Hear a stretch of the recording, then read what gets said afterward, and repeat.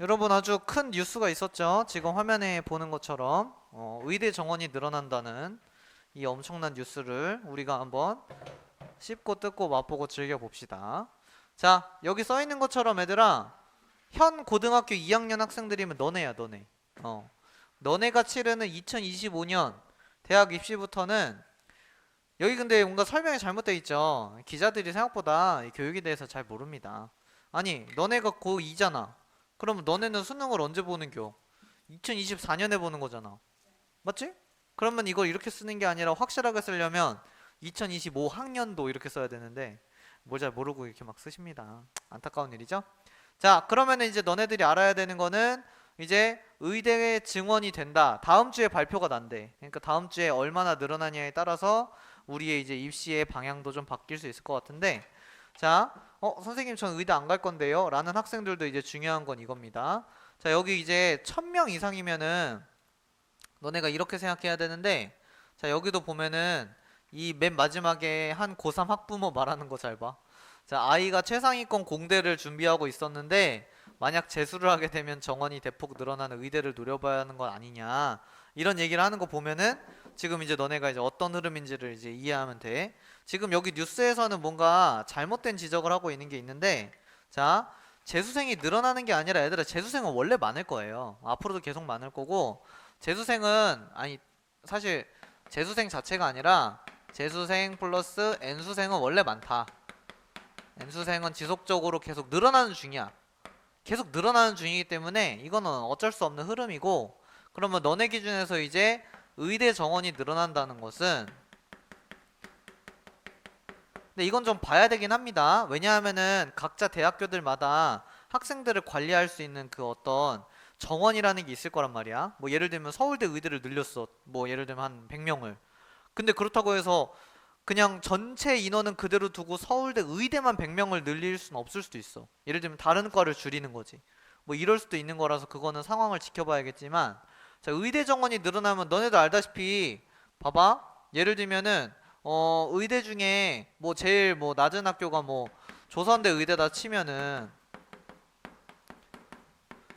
얘들아, 조선대 의대면 조선대가 안 좋은 학교니까 서울대 공대보다 공부를 못한다. 너네 당연히 알고 있잖아. 서울대 공대보다 의대가 더 공부 잘하잖아. 아무리 조선대여도. 이해되지? 그러니까 의대 정원이 늘어나는 거는 전반적으로 의대를 지망하지 않는 모든 학생들에게 이제 의대를 지원하지 않는 대부분의 학생들에게는 완전 호재다. 학생들에게는, 자, 예를 들면 내가 만약에 중위권이다.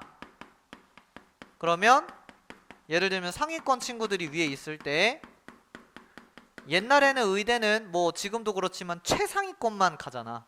근데 이제 정원이 늘어나면 이제 상위권까지 만약에 여기에 해당을 한다 하면은 얘네들이 하고 여기로 가버리는 거야. 없어지면 어떻게 돼? 늘 그렇듯 권력은 공백을 허용하지 않잖아.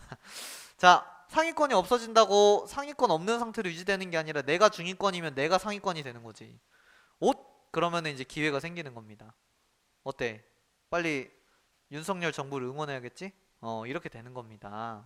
그러니까 이제 이런 것들은 우리가 이제 좋은 점이라고 생각하고 공부를 끝까지 포기하지 않고 열심히 하다 보면 기회가 오는 거라고 생각해 주시고, 그래서 너네가 이제 이 흐름을 알아야 되는데, 이제 굳이 분포도를 따지면 이런 거야. 예를 들면 뭐 지방대가 있어. 지방대 문과. 그보다 이제 높은 게 이제 뭐 지방대, 아니 지방대가 아니지. 그거보다 높은 게 이제 어 수도권 문과겠죠. 수도권 문과. 그거보다 높은 게 당연히 지방대 이과가 수도권 문과보다 높지. 그러니까 지금 이게 너네가 알아둬야 되는 거는 여기 이제 이 문과라고 써 있는 요 그 소위 뭐 국문학과부터 이런 등등의 그 뭐라고 표현해야 돼? 전공 있죠. 요즘 서울 상위권에 있는 문과 전공, 그러니까 뭐 예를 들면은 고려대, 연세대, 국문학과 이런 데 있지. 그런 애들은 다 과탐 선택자들이 들어가요. 왜? 한양대, 공대는 안 되는 거야. 근데 예를 들면 연대 문과는 되는 거지. 그러면은 연대 문과 들어가 버리는 거야. 무슨 말인지 이해돼? 그러니까 문과는 기본적으로 그 학교 네임을 위해서 이과 애들이 들어가는 경우가 있기 때문에 순서가 이렇게 나오는 거야. 지방대 이과가 수도권 문과보단 낫다고 너네가 생각을 해주시고, 그럼 이제 그거보다 높은 게 이제 저기 수도권 이과가 되겠죠. 이렇게 되고, 그 다음에 이제 뭐 수도권에는 인서울도 그냥 포함한 겁니다. 그러니까 이제 서울 상위권 문과가 여기 있을 것이고, 서울 상위 이제 문과, 사실 여기가 거의 비슷하다고 보면 됩니다. 그 다음에 이제 저기 서울 상위 이과가 되겠죠. 이렇게 이제 쭉 배열이 된 거야, 얘들아. 그리고 저 천상계 저기 6층에 의대가 있는 거지. 우린 여기 4층이잖아. 저 위에 6층은 이 건물에 있지도 않지만 아무튼 이 칠판에 다 들어가지도 않는 저 위 어딘가 저 하늘에 이 의대가 있는 것이다. 이제 이렇게 알면 되죠. 그래서 개인적으로는 이제 문과가 대학 가기 뭐 비교적 경쟁률이 쉬운 거 아니냐 하는데, 그냥 요즘은 그냥 이과 애들이 좋은 대학 이름을 넣고 싶으면 문과 가는 경우도 많아서 이게 뭔가 대학 입시 제도가 잘못됐어. 문과 가고 싶은 애 문과 가고 이과 가고 싶은 애 이과 가야 되잖아. 뭔가 이게 좀 이상하게 꼬여버렸는데, 아무튼 그래서 중요한 거는 너네 지금 뭐 이과를 지망하든 문과를 지망하든 중요한 거는 어차피 통합이니까 상위 애들이 날아간다는 것만 기억해 주시면 좋을 것 같은데요. 상위권 애들은 이제 의대로 다 빠지는 신기한 현상이 벌어질 겁니다. 근데 왜 이렇게 다들 의사 되고 싶어서 난리인지 모르겠어요. 그거를 이제 아직 모르겠어. 예를 들면 의대랑 뭐 치대랑 한의대랑 뭐 다 같이 늘어나는 건지 아니면 의대만 늘어나는 건지 그거는 이제 봐야겠죠. 근데 재밌는 사실은 왜 전 대통령이 의대 정원 늘린다 그랬을 때 엄청 의사들이 화냈잖아. 왜 지금 조용함? 왠지 알지롱. 뭐라고 하면은 세무조사 되지롱. 이래서 얘들아, 권력은 힘이 있어야 돼. 그래서 뭐든 너네 알지? 학교 선생님들 중에도 처음부터 오냐 오냐 해주시면은 나중에 오냐 오냐 그래 괜찮아 괜찮아 하시다가 갑자기 은교도 하지마 이러면 은교가 막 불만이 생긴다고. 아니 왜 된다 그랬다가 안 된다 그래 그러면서 이제 막 뭘 하지만 처음부터 겁나 깐깐해. 겁나 개무서워. 막 그래서 다 안 된다 그래. 근데 이제 2학년 끝날 때쯤 이제 끝났으니까 은교 하고 싶은 대로 해. 그럼 갑자기 감동. 아 사실 이 선생님 착한 분이었어. 약간 이렇게 되는. 그래서 처음부터 나쁘게 갔어야 되는데 그 전 대통령 분께서는 너무 착하게 군 게 아닌가. 뚝배기를 다 깨야 돼요. 자 그러면 이제 진도를 나가 봅시다. 교재 다 받았죠? 자 중상모략. 그러니까 우린 포기하지 않고 아유 끄면 안 되지. 자 열심히 공부를 하다 보면 기회가 온다.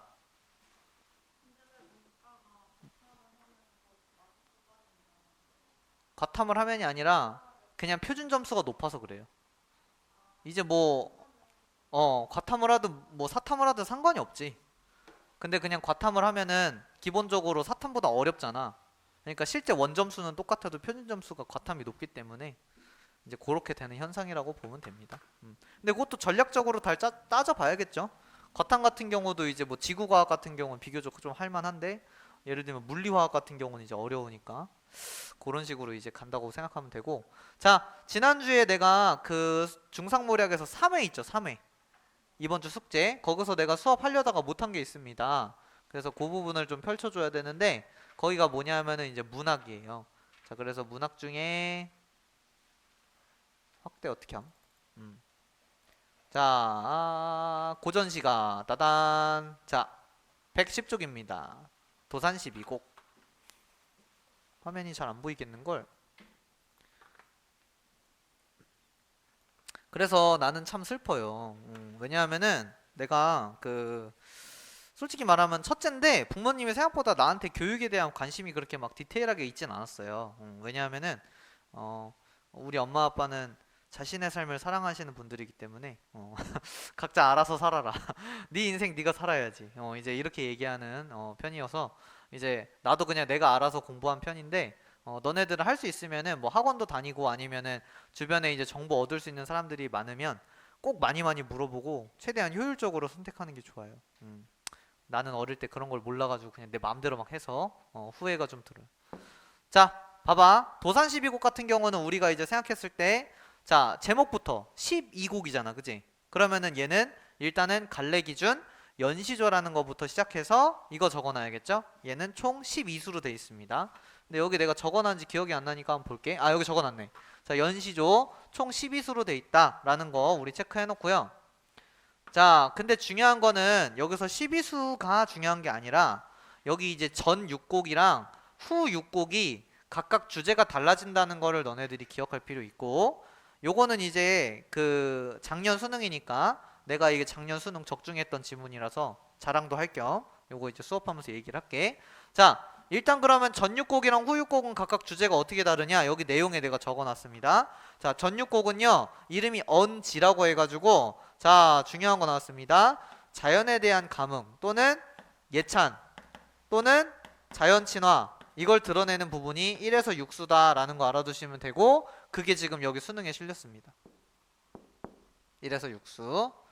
자, 근데 너네 도산 12곡 쓴 사람이 퇴계 이황인 거는 생각해 놓은 상태에서 이제 잘 봐야 되는 거는, 자, 퇴계 이황 선생님은 너네도 알다시피 엄청 큰 그 유학에서의 그 흐름을 만든 사람이란 말이야. 그러니까 맨날 와가지고 자기 제자들한테 공부해라 공부해라 한 거야. 그래서 요 내용도 처음에는 자연 얘기처럼 보이지만 결국 뒤에는 뭐해? 공부해라 공부해라로 끝나는 아주 끔찍한 내용으로 되어 있다라는 거 알아두시면 되고, 내가 작년에 도산 12곡 왜 나올 것 같다고 말했냐면 이게 작년에 EBS 연계였습니다. 그래서 요거를 잘 적어놔 주시고, 자, EBS 연계가 이렇게 딱 돼버리면은 얼마나 마음 편해. 심지어 이제 나랑 수업한 친구들은 내가 도산 12곡을 예열 자료에 넣어놨어. 어떻게 되는지 알겠지? 그러면 그날 당일날 아침에 도산 12곡을 풀었는데 시험에 도산 12곡이 나온 거야. 작년에. 그렇게 되는 아주 기적 같은 일이 벌어졌어요. 나도 내가 맞출 줄 몰랐어. 그래서 나도 내가 놀란 아무튼 그런 일이 있었습니다. 자, 그러면 이제 본문 보시면 처음에 여기서 이제 중요한 사자성어 같은 것들도 나오기 때문에, 자, 이거 정리하면서 볼게요. 자, 처음에 너네 이런 들 어떠하며 저런 들 어떠하려 딱 보면 갑자기 정몽주 얘기한단 말이야. 그 얘기하면 안 돼. 여기서 말하는 이런들이랑 저런들은 이게 자연 속에서 사는 삶을 말하는 거지. 너네 정몽주랑 이방원 랩배틀한 거 대충 알지? 그 고려 왕조 충성을 지키는 애랑 조선으로 합류해라. 근데 이제 그 내용이랑은 전혀 다른 내용이야. 여기서 이런들 저런들은 자연에서 뭐라고 표현해야 될까? 풍류를 즐기는 거. 자연에서 풍류를 즐기는 걸 말하는 거야. 풍류를 즐김. 해놓고, 자, 초야후생부터 이제 여기는 하나하나 단어 뜻이 다 중요하니까 좀 정리해놔야 돼요. 자, 초야후생은 뭐냐 하면은 이게 자연 속에 묻혀 사는 그 어리석은 선비를 말하는데요. 방금 말했죠? 이 작품을 만든 사람이 퇴계 이황이야. 근데 갑자기 자연 속에 묻혀 사는 어리석은 사람이래. 누군지 알아? 자기 자신이야. 지금 우리나라로 따지면은 서울 의대가 뭐야? 서울대를 거의 지은 정도의 엄청난 사람인데 자기 자신이 어리석대. 이런 걸 보고 기만이라고 하는 거죠. 꼭 그 예전에 교수님들도 막 의리의리해. 막 하버드 나오고 막 이런 분들이 막 와가지고 강의하거든? 근데 맨날 강의하다가 중간에 저는 원래 천성이 게을러서 막 이런 얘기 하고 있어. 열받아 죽겠어 진짜. 왜 그러는 거야? 그래가지고 암튼 이거는 이제 유학에서는 겸손의 표현이죠. 이렇게 이제 정리해 놓으시고, 자, 다음에 이제 천석광. 이거 중요하지? 자, 천석광이라는 사자성어는 도산 12곡에 들어있긴 하지만 다른 시조를 설명할 때도 굉장히 많이 나오는 사자성어입니다. 이거는 이제 그냥 만약에 문제 풀 때는 그냥 자연 친화로 풀면 되는데, 실제로 이거를 직역을 하는 뜻이 중요해. 이게 직역하면 어떻게 되냐면 자연을 사랑하는 병이야. 근데 여기서 말하는 병은 고치지 못하는 거, 즉 다시 말하면 뭐 습관 이런 거라고 생각하는 게 좀 더 적절하니까 요렇게 이제 정리해 주시면은 천석고학 나중에 나왔을 때 문제 풀기 편할 거예요. 그래서 이제 해석 어떻게 되냐? 이런들 어떠하며 저런들 어떠할까? 자연 속에 묻혀 사는 어리석은 선비가 이렇게 산들 어떠할까? 하물며 자연을 사랑하는 병을 고쳐 무엇할까? 즉 고치지 않겠다는 거지. 그래서 여기는 둘 다, 아니 세 개 다 서리법이에요. 싹 다 서리법. 이렇게 됩니다. 자, 그러면 예전에 한번 정리했었는데 우리 한번 다시 기억해야 되는 거. 자, 소위 사대부 안 보이네. 자, 양반들이 시조나 가사를 창작했을 때 이제 그 사람들이 그 작품에서 드러내는 주제는 거의 일관돼요. 그래서 그게 이제 보통 내가 네 개로 나눠가지고 설명을 한단 말이죠. 그래서 그거를 우리 한번 다시 기억 삼아서 복습을 좀 해보면 지금 여기 벌써 두 개 나왔어. 자, 자연에서 내가 행복하게 살고 싶다. 자연에서 즐기겠다 라는 거 하나랑 그 다음 두 번째는 공부 열심히 하자 라는 내용 두 번째로 나오고요. 그 다음에 이제 세 번째는 여기서 이제 어쨌든 공부 열심히 하다 보면은 기회가 올 거 아니야. 그게 뭐냐면 이제 임금님한테 어떻게 보면은 등용을 받는 거죠. 그게 이제 임금님을 향한 충성 또는 지조절개로 나타나는 경우가 많다. 라는 거 알아두시고 그 다음 라스트 요게 중요한데 이거 할 거 다 했어. 근데 예를 들면은 임금님한테 너무 아부 떨다가 유배 갔어. 이럴 수 있지. 그런 것들이 이제 인생이 다 덧없다. 열심히 살아 무엇하나 이런 후회하는 내용들도 여기 시조에 담겨 있다는 거 알아두시면 되겠습니다. 여기 이렇게 4개야. 그래서 이것들 중에 뭘까를 고민하면서 읽어주면 돼요. 그래서 1수 여기서 끝. 됐지? 자, 다음입니다. 다음은 이제 연하로 집을 삼고 라고 돼 있는데 자, 여기서부터는 이제 조금 단어 중에 우리 또 알아야 되는 게 있습니다. 자, 여기서 연하는 뭐냐면은 지우고 쓸게요. 자, 연하는 이제 이렇게 알면 됩니다. 연하는 이제 연잎, 연잎. 자, 이걸로 집을 삼고 풍월 같은 경우는 뭐 알다시피 이제 풍월은 바람과 달이죠. 그래서 바람과 달로 친구를 삼아 태평성대의 병으로 늙어가네. 자, 여기서 나왔네요. 태평성대 얘기 갑자기 왜 하는지 알겠지? 태계 이왕은 엄청 유명한 정치인이잖아. 그러니까 단순히 그냥 자연친화 하겠다가 아니라 여기 태평성대라는 말 자체가 이미 임금에 대한 감사함을 담고 있는 거라는 걸 알면 되겠고요.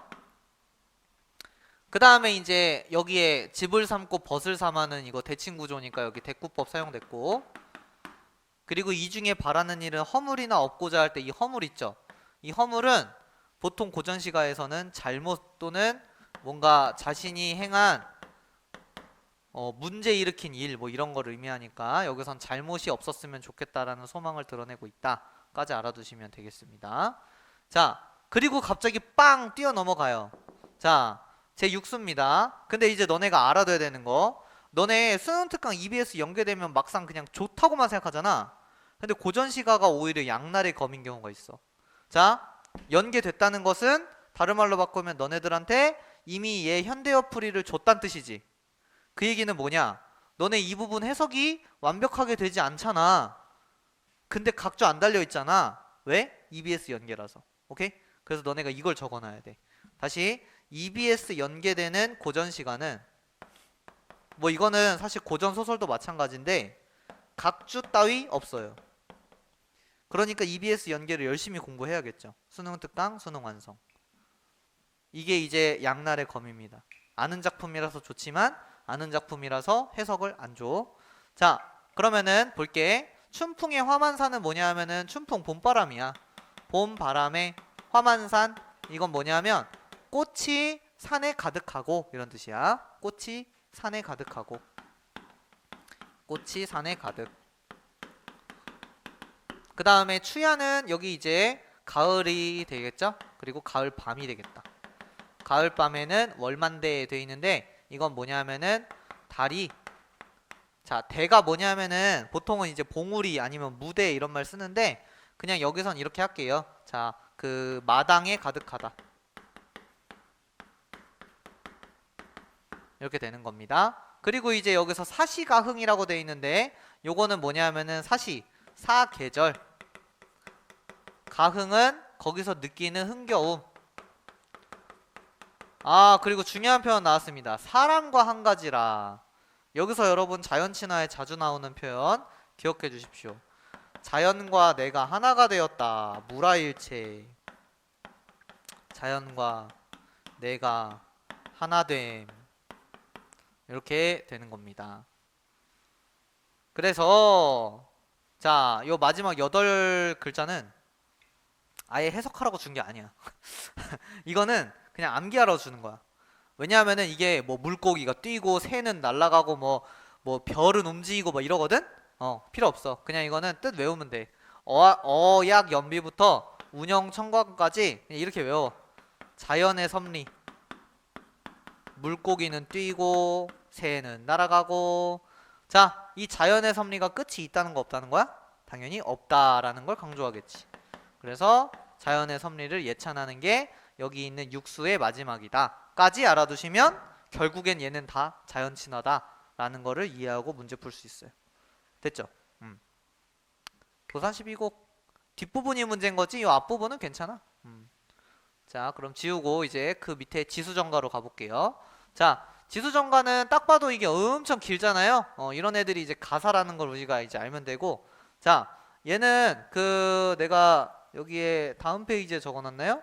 네, 여기 이제 양반 가사라고 적어놨고 얘도 자연 친화라고 내가 적어놨습니다. 그러면 어딜 통해서 우리가 알 수 있는지를 한번 빠르게 읽어가면서 볼게요. 그러면은 선생님 얘는 연계인가요? 얘는 비연계였습니다. 그래서 요것도 너네가 이제 알아둬야 되는 게 보통 고전시가든 현대시든 하나만 딱 나오는 경우가 없죠. 가, 나 이렇게 나오잖아. 그러면 예를 들면 가가 연계면 나는 비연계야. 오케이? 그러면은 너네는 가를 기준으로 얘를 해석하는 거야. 그래야 이제 뭐 주제가 비슷하든 아니면 소재가 비슷하든 그렇거든. 자, 볼게. 산가 풍수설의 동구못이 좋다 할세. 자, 10년을 경영하여라고 돼 있는데 이 표현 너네 어디서 많이 봤을걸? 10년을 이거는 돈을 모아 이런 뜻이야. 한 땅을 얻으니 형세는 좋고 굵은 암석은 많다. 옛길을 새로 내고 작은 연못 파서. 그래서 지수 정이네. 정이 이제 연못 정자거든. 그래서 활수를 끓여도 여긴 각주 있지. 왜? 비연계니까 이렇게 되는 거야. 자, 끓여들여 가는 것을 머물게 하니 맑은 거울 티 없어. 자, 너네 이거 티라는 글자 잘 모르더라. 티가 뭐냐 하면 이게 이제 뭐 먼지 아니면 흠 이런 걸 뜻해요. 그래서 너네 옥에 티 이런 말 들어봤을 거야. 그게 뭐냐면은 옥이 예쁘게 있는데 거기에 흠이 있는 걸 옥의 티라고 표현해요. 근데 어쨌든 여기 이제 티 없어 산 그림자가 잠겨 있어. 어디에? 연못에. 이렇게 되는 거야. 머릿속에다 너네가 이제 그림을 그릴 줄 알면은 요걸 이제 잘 이해하고 있는 거예요. 자, 천고라는 단어도 알아두세요. 이거는 아주 오래전이란 뜻입니다. 오래전의 황무지를 아무도 모르더니 일조라고 돼 있는데 일조라는 한자 단어 뜻도 뭐 알아두면 좋아요. 이거는 하루아침이란 뜻이에요. 하루아침에 진면목을 내 혼자 알았노라. 처음 이내 뜻은 물 머물게 할 뿐이더니 이제 돌아보니 가지가지가 다 좋다. 그 얘기는 뭐예요? 처음에는 연못만 내가 만들어 보려고 했는데 연못 주변의 경치조차도 나는 너무 좋으니 이것들을 다 예찬하는 게 이 부분이다. 이렇게 알면 되지. 솔직히 이런 뜻 정확하게 알지는 못해도 돼. 어쨌든 중요한 건 화자의 정서가 긍정이라는 것까지는 알면 되지. 그럼 된 거야. 그걸로 풀면 돼. 나는 지금 너네한테 설명하니까 디테일하게 설명하는 거고요. 자, 다음에 이제 그 밑에 보겠습니다. 그리고 나는 이거 작년에 수능 문제로 풀었잖아. 요런 거 나 이제 단어 뜻 몰랐어요. 뭐야 치치가 이러고 이제 넘어갔거든. 근데 나중에 찾아보니까 치치가 이제 하얗게 빛나고 뭐 이런 거래. 그래서 이런 거 뭐 정확한 뜻보다는 중요한 거는 여기서 이제 화자가 연못에 있는 그 풍경을 지금 즐기고 있구나까지 너네가 이해만 하면 돼. 자, 그러면 이제 설명 다시 하면은 백석은 하얗게 빛나고 빛나 은도로 새겨 있고 마치 은으로 만든 칼로 새겨 놓은 듯하고 뭐 이런 거야. 그 다음에 첩첩한 산들은 벽류가 여기서 이제 이 벽이 뭐냐면은 이제 그 푸른 시냇물이라는 거 알면 됩니다. 그래서 푸른 시냇물은 콸콸 흘러서 옥술잔을 때리는 듯. 자, 직유법. 첩첩한 상들은 좌우의 병풍이요. 이것도 은유법. 산은 병풍이다. 빽빽한 소나무는 전후의 울타리다. 이건 은유라고 보기 애매하긴 하지만 그래도 아리까리 하니까 일단 써놓고. 자, 구곡 상하대는 층층이 둘러있고 삼경 송죽국. 자, 송죽국은 너네 이거 단어 알아둬야 되죠? 송, 소나무, 국, 국화, 죽, 대나무. 이게 줄지어서 있다니까 이거는 딱 봐도 양반들이 다 좋아하는 식물들이잖아. 그래서 얘네들이 주르륵 연결되고 있으니 이 사람 너무너무 지금 기분이 좋은 상태까지 알면 되고요. 자, 이제 다음 페이지에 자, 하물며 바위벼랑 높은 곳에 노송은 이제 늙은 소나무를 말합니다. 근데 그게 용처럼 보인대. 얘 지금 뭐 느낌 내는지 알아? 이게 정철 느낌 내려고 지금 약간 따라하는 거야. 근데 재밌는 사실은 정철도 엄청 다른 사람 거 따라했어. 그래서 아무튼 표절에 표절을 하고 있는 중. 자, 운근을 베어내고, 자, 운근은 이제 뿌리예요, 뿌리. 뿌리를 베어내고, 어쨌든 중요한 거는 여기서 이제 연못이었잖아, 좀 전에. 근데 그 연못 옆에 뭐? 작은 정자를 세웠어요. 그래서 띠풀로 지붕이고, 띠풀 너네 이거 알아두시면 좋아요. 띠풀은 이제 지푸라기예요. 지푸라기. 근데 너네 이거 내가 아까 여기 오른쪽 위에 써놨죠? 양반 가사라고 했잖아. 그럼 양반 원래 지푸라기로 집을 짓나요? 당연히 아니죠. 이런 걸 통해서 이제 우리가 알 수 있는 거지. 아, 이게 이제 소박한 삶이구나. 이렇게 되는 거예요. 그래서 지금 내가 만든 집이 바로 남양의 제갈려인가 무의의 와룡함인가, 이런 건 이제 고사 인용이고, 그만큼 지금 내가 이 자연 속에서 잘 즐기고 있다, 이런 걸 의미한다는 거 알면 되고, 다시금 살펴보니 필갱위원의 그림의 것이로다. 자, 이거는 이제 옛날 또 중국의 어떤 사람의 그림처럼 지금 내가 있는 풍경이 아름답다, 뭐 이런 뜻이라고 이해하시면 되겠고, 여기 나왔다. 따단. 아이 대놓고 좋네. 무릉도원. 너네가 아는 낙원이죠, 낙원. 자, 여기가 낙원이다. 여러분, 이거는 그러면은 사실은 해석보다 중요했던 게 이겁니다. 내가 늘 강조하는 상황 정서. 생각해봐. 이 시의 상황, 즉 화자가 소망하는 바가, 자, 충족 결핍, 중족, 이렇게 되는 거야. 사실 시에서 화자가 소망하는 바가 충족되는 경우가 많지가 않아요. 되게 드문데, 근데 이제 몇 안 되는 애들이 이런 자연 친화 애들이야. 그래서 얘는 충족.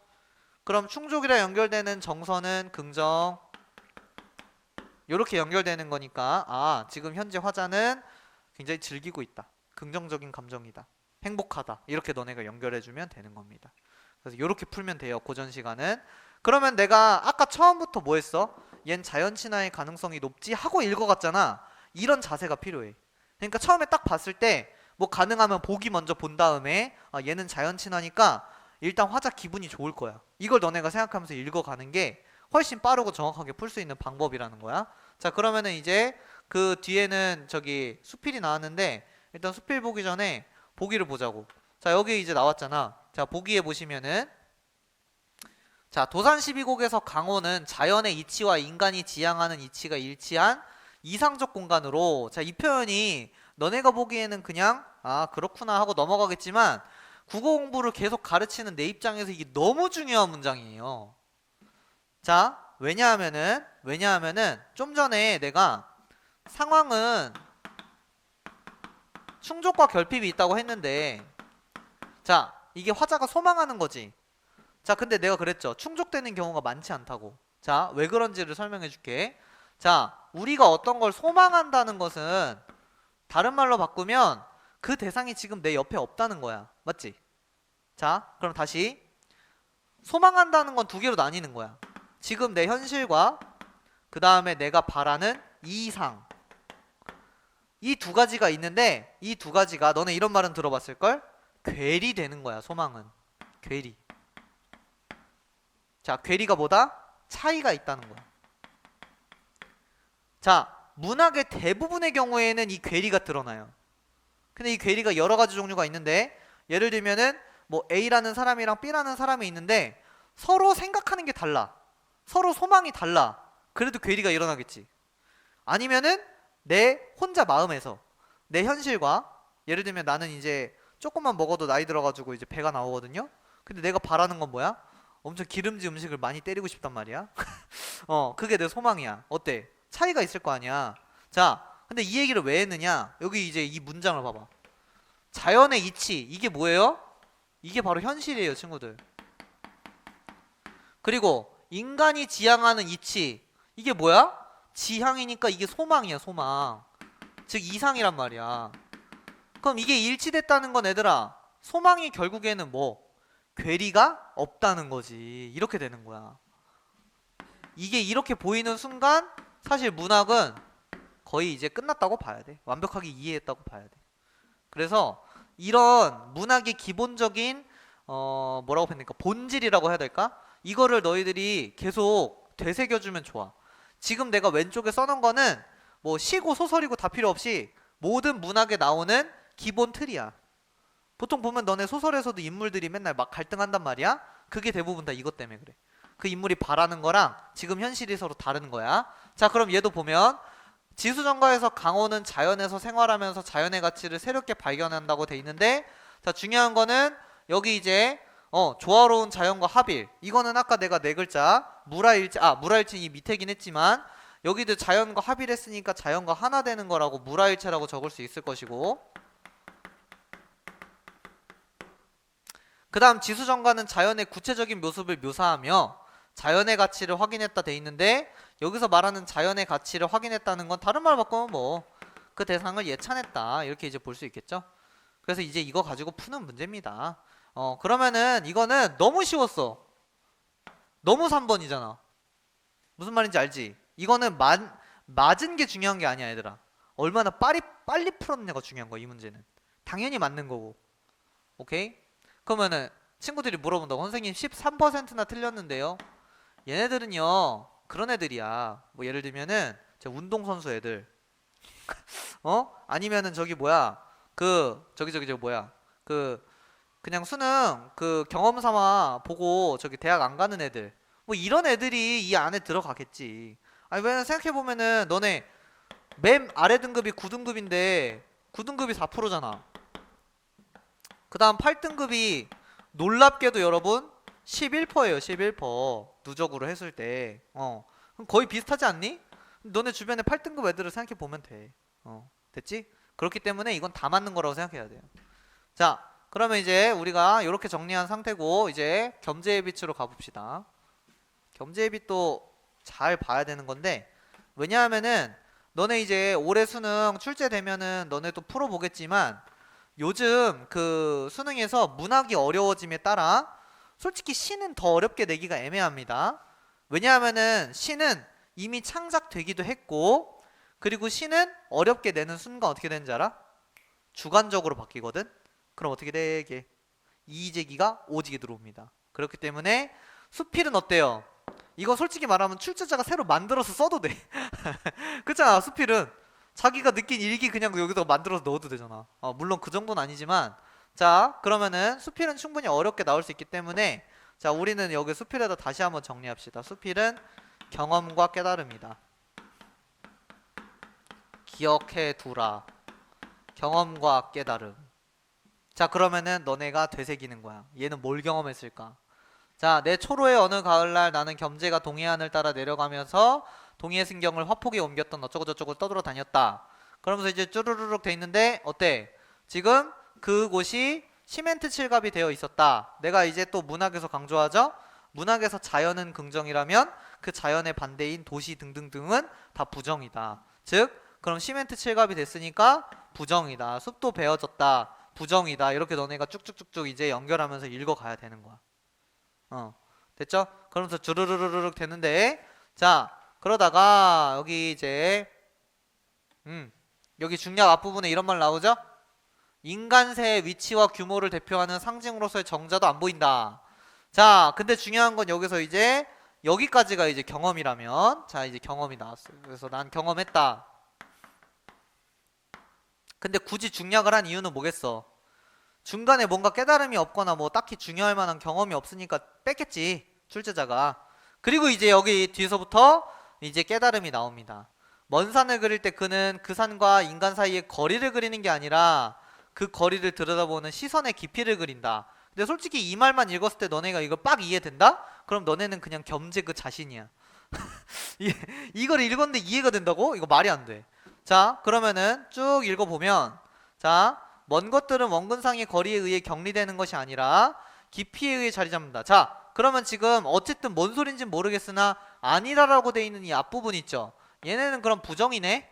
글쓴이가 보기에 얘는 그 자기의 생각과는 다른 부분이니까 아니라 이런 표현 쓰는 거고, 또 격리되는 거 부정이네?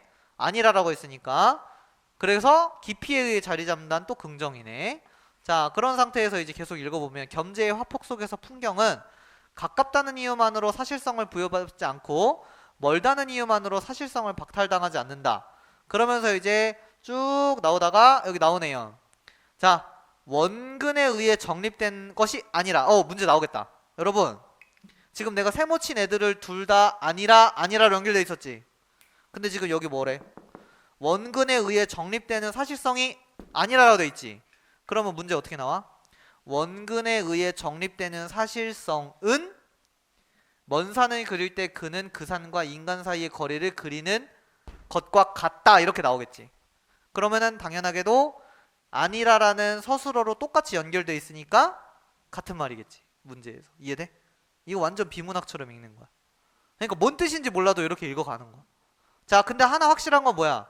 원근이란 단어는 그럼 부정이네. 그리고 인간과의 관계 속에 정립되는 건 그럼 긍정이겠네. 이렇게 되는 거지. 이거 중요하다. 이번 수능 때도 이렇게 해서 애들이 틀릴 거야. 이거 좀 이따 보여줄게. 아, 너네가 졸려해가지고 지금 이거 볼 수 있을까? 평소 뺨따기 한번 때리고 이제 시작해야지. 자, 그래서 이렇게 된 상태에서 이번 9월 모의고를 이제 이거 설명한 다음에 이제 자, 이렇게 된 상태에서 이제 보여줄게. 자, 9월 모의고가 이제 아주 재밌다고. 우리 형님 언니들이 오지게 틀렸던 이번 9월 모의고사를 보여드리겠어요. 아, 원래 이거 올해 거 잘 안 보여주는데. 왜냐하면은 지금 이걸 섣부르게 너네가 그냥 대충 훑어버리잖아? 그럼 내년에 진짜 고3 됐을 때 이거 빡 집중해서 풀어야 되는데 기억으로 자꾸 풀어. 그게 아까워. 근데 어차피 너네 기억 못할 것 같으니까 이건 그냥 같이 볼게. 자, 이거 고전서술도 풀어야 되는데 이거 너네 이제 무조건 틀릴 것 같은데. 자, 잘 봐. 요건데 이거 내가 설명 안 하고 읽어볼 테니까 너네가 이해되는지 잘 생각해봐. 자, 신이가 자기 집 이름을 문희당이라 고 나에게 편지를 보냈대. 내가 천성이 물을 좋아하는데 도성안이라 볼만한 샘이나 못이 없어 비록 물을 보는 법을 알고 있어도 써볼 데가 없는 것이 늘 아쉬웠습니다. 그런데 천하의 지도를 보고 깨우친 점이 있었습니다. 넘실거리는 큰 바다 사이로 9개 대륙 1만 개 나라가 퍼져 있는데 큰 나라는 범선이 늘어선 듯하고 작은 나라는 갈매기와 해오라기가 출몰하는 듯 했습니다. 천하만국에 두루 살고 있는 사람들은 모두 물 가운데 있는 존재일 뿐입니다. 이것이 제 집의 이름을 문이라고 한 까닭입니다. 그대는 저를 위해 이 집에 기문을 지어주시기 바랍니다. 뭔 소리야 이게? 자, 근데 여기서 너네 대조가 딱 들어가야 되는데. 자, 지금 어쨌든 신이가 뭐래? 자기가 물을 좋아한대. 근데 아쉽대. 왜? 도성 아니면은 여기는 당연히 바다나 강 있어 없어? 없지. 그러니까 나는 물을 보는 법을 알고 있어도 물을 볼 수가 없다는 얘기 지금 한 거야. 오케이? 근데 지도를 보고 깨달았대. 뭐야? 깨달음. 경험과 깨달음. 나왔지? 자, 9개 대륙이랑 1만 개 나라가 퍼져 있는데 자, 그럼 결국에는 뭐야? 너네도 알다시피 그 예전에 이거 논란이 있었대요. 실제로 바다 넓이랑 육지 넓이랑 비교했을 때 바다가 훨씬 넓다며. 그래서 지구가 아니라 해구라고 불러야 된다. 뭐 이런 논란이 있었다는데 결론은 그냥 지구로 끝났어요. 왜냐면 그 물이 어디 담겨 있냐 이 바보들아. 그래가지고 이제 결국에는 그거 끝났는데 자, 너네 그러면은 방금 내가 말한 것처럼 만약에 지도가 이렇게 막 있어. 자, 이 육지가 지금 어디 있다는 거야? 이 글쓴이 아니 신이 말로는 결국 물 한가운데 육지가 있다는 거야. 오케이? 그 얘기를 한 거야. 그걸 깨달았다는 거야. 됐지? 그러니까 이제 나가 이거에 대한 대답을 하는 겁니다. 자, 여기서 세상에는 본래 그 실물은 없으면서도 이름을 차지하는 경우가 있으니 지금 그대가 집에 이름을 붙인 것이 바로 그 실물이 없는 것이다. 비록 그러하나 자, 여기서 이제 의미심장한 부분이 나옵니다. 자, 그대도 이에 대해 할 말이 있을 것이요. 지금 바다의 섬 가운데 집을 짓고 사는 사람이 있다면 얘들아, 섬에 집을 지은 거니까 어쨌든 육지에 지은 거지. 근데 사람들은 반드시 물에 산다고 할 거야. 그건 인정? 맞지? 섬에다가 집을 짓고 살면 어때? 물 한가운데 짓고 사는 거니까 물에 산다라고 말할 거야. 산에 산다고 하지 않겠죠. 자, 섬 사람 중에는 담장을 두르고 집을 짓고 문을 닫고 들어앉아 사는 사람도 있겠지만 그가 날마다 파도와 깊은 물을 가까이 접하지 않는다고 하여 물에 사는 게 아니라고 한다면 옳지 않겠지요. 이것도 이해되죠? 섬에 있으면 그 옆에는 다 바다니까 결국 얘는 물 한가운데 살 거다라는 내용이야. 그래서 이와 같은 이치를 사람들이 모두 그렇다 인정하는데, 자, 어찌 유독 그대의 말에만 의심을 품겠소. 이거 서리법이거든. 의심하지 않는다는 거. 네 말이 맞아 라고 말한 거야. 그러면서 이제 여기 나옵니다. 대지는 하나의 섬이고 세상 사람들은 섬 사람이라오. 그러면은 결국 어떻게 된 거야? 깨달은 거지. 뭘 깨달았어? 결국 물 없는 도성에서의 삶도 크게 보면은 뭐가 돼? 물 위에 사는 거다. 즉, 이 삶 또한 깨달았어. 물 위의 삶이다. 자, 내가 아까 그랬죠. 대조적으로 이해하는 게 수필에서 중요하다고. 그럼 이 작품은 뭘 대조해서 이해해야 돼? 잘 봐.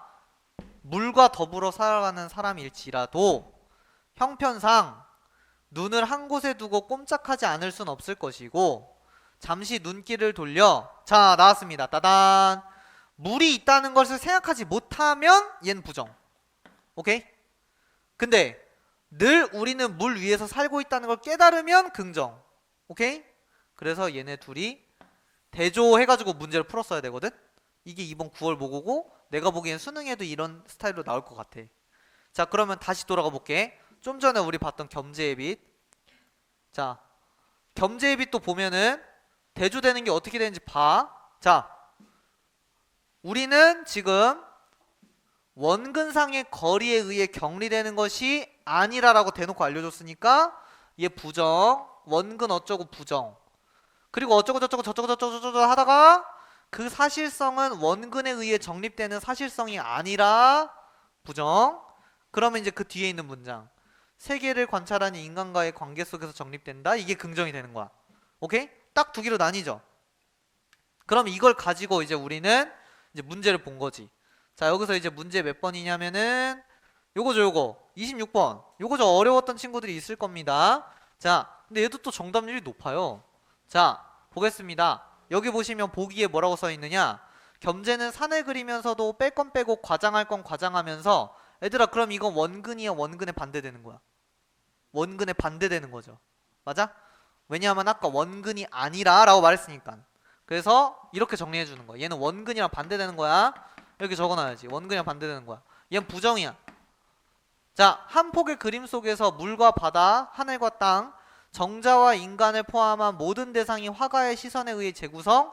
이것도 다 뭐야? 원근이랑 반대야. 그리고 여기 지금 아니라 보여? 문장? 아니라 앞에 있는 그럼 얘는 원근이랑 같아 달라? 같아. 이렇게 되는 거야. 오케이? 그래서 실물과 똑같이 그리는 게 다른 표현으로 바꾸면 원근에 의해 그리는 거야. 이렇게 된다는 사실. 됐죠? 나 답이 기억 안 나네. 그럼 한번 읽어봐야지. 백업 빼고 인간의 벽면사에 뛰도록 어이! 4번이 답이겠는데? 맞죠? 자, 여러분, 인간과 인간에 직접 관련된 것들은요, 겸재가 그림을 그리는 방식입니다. 즉, 긍정이에요. 오케이? 근데 사실성을 띠는 건 긍정이야, 부정이야? 이 글에서 부정이죠. 얘네들이 그러면은 이 선지 연결되어 있으면 돼요, 안 돼요? 안 돼요. 그래서 4번이 답이 이렇게 되는 거예요. 이렇게 풀어야 빨리 푼다고요. 알았죠? 이 연습을 해줘야 됩니다. 맞고 틀리고가 중요한 게 아니라 얼마나 빨리 맞느냐가 중요한 거라고 계속 강조하고 있는 거니까 이렇게 봐주시면 됩니다. 오케이? 자, 그러면 10분 쉬었다가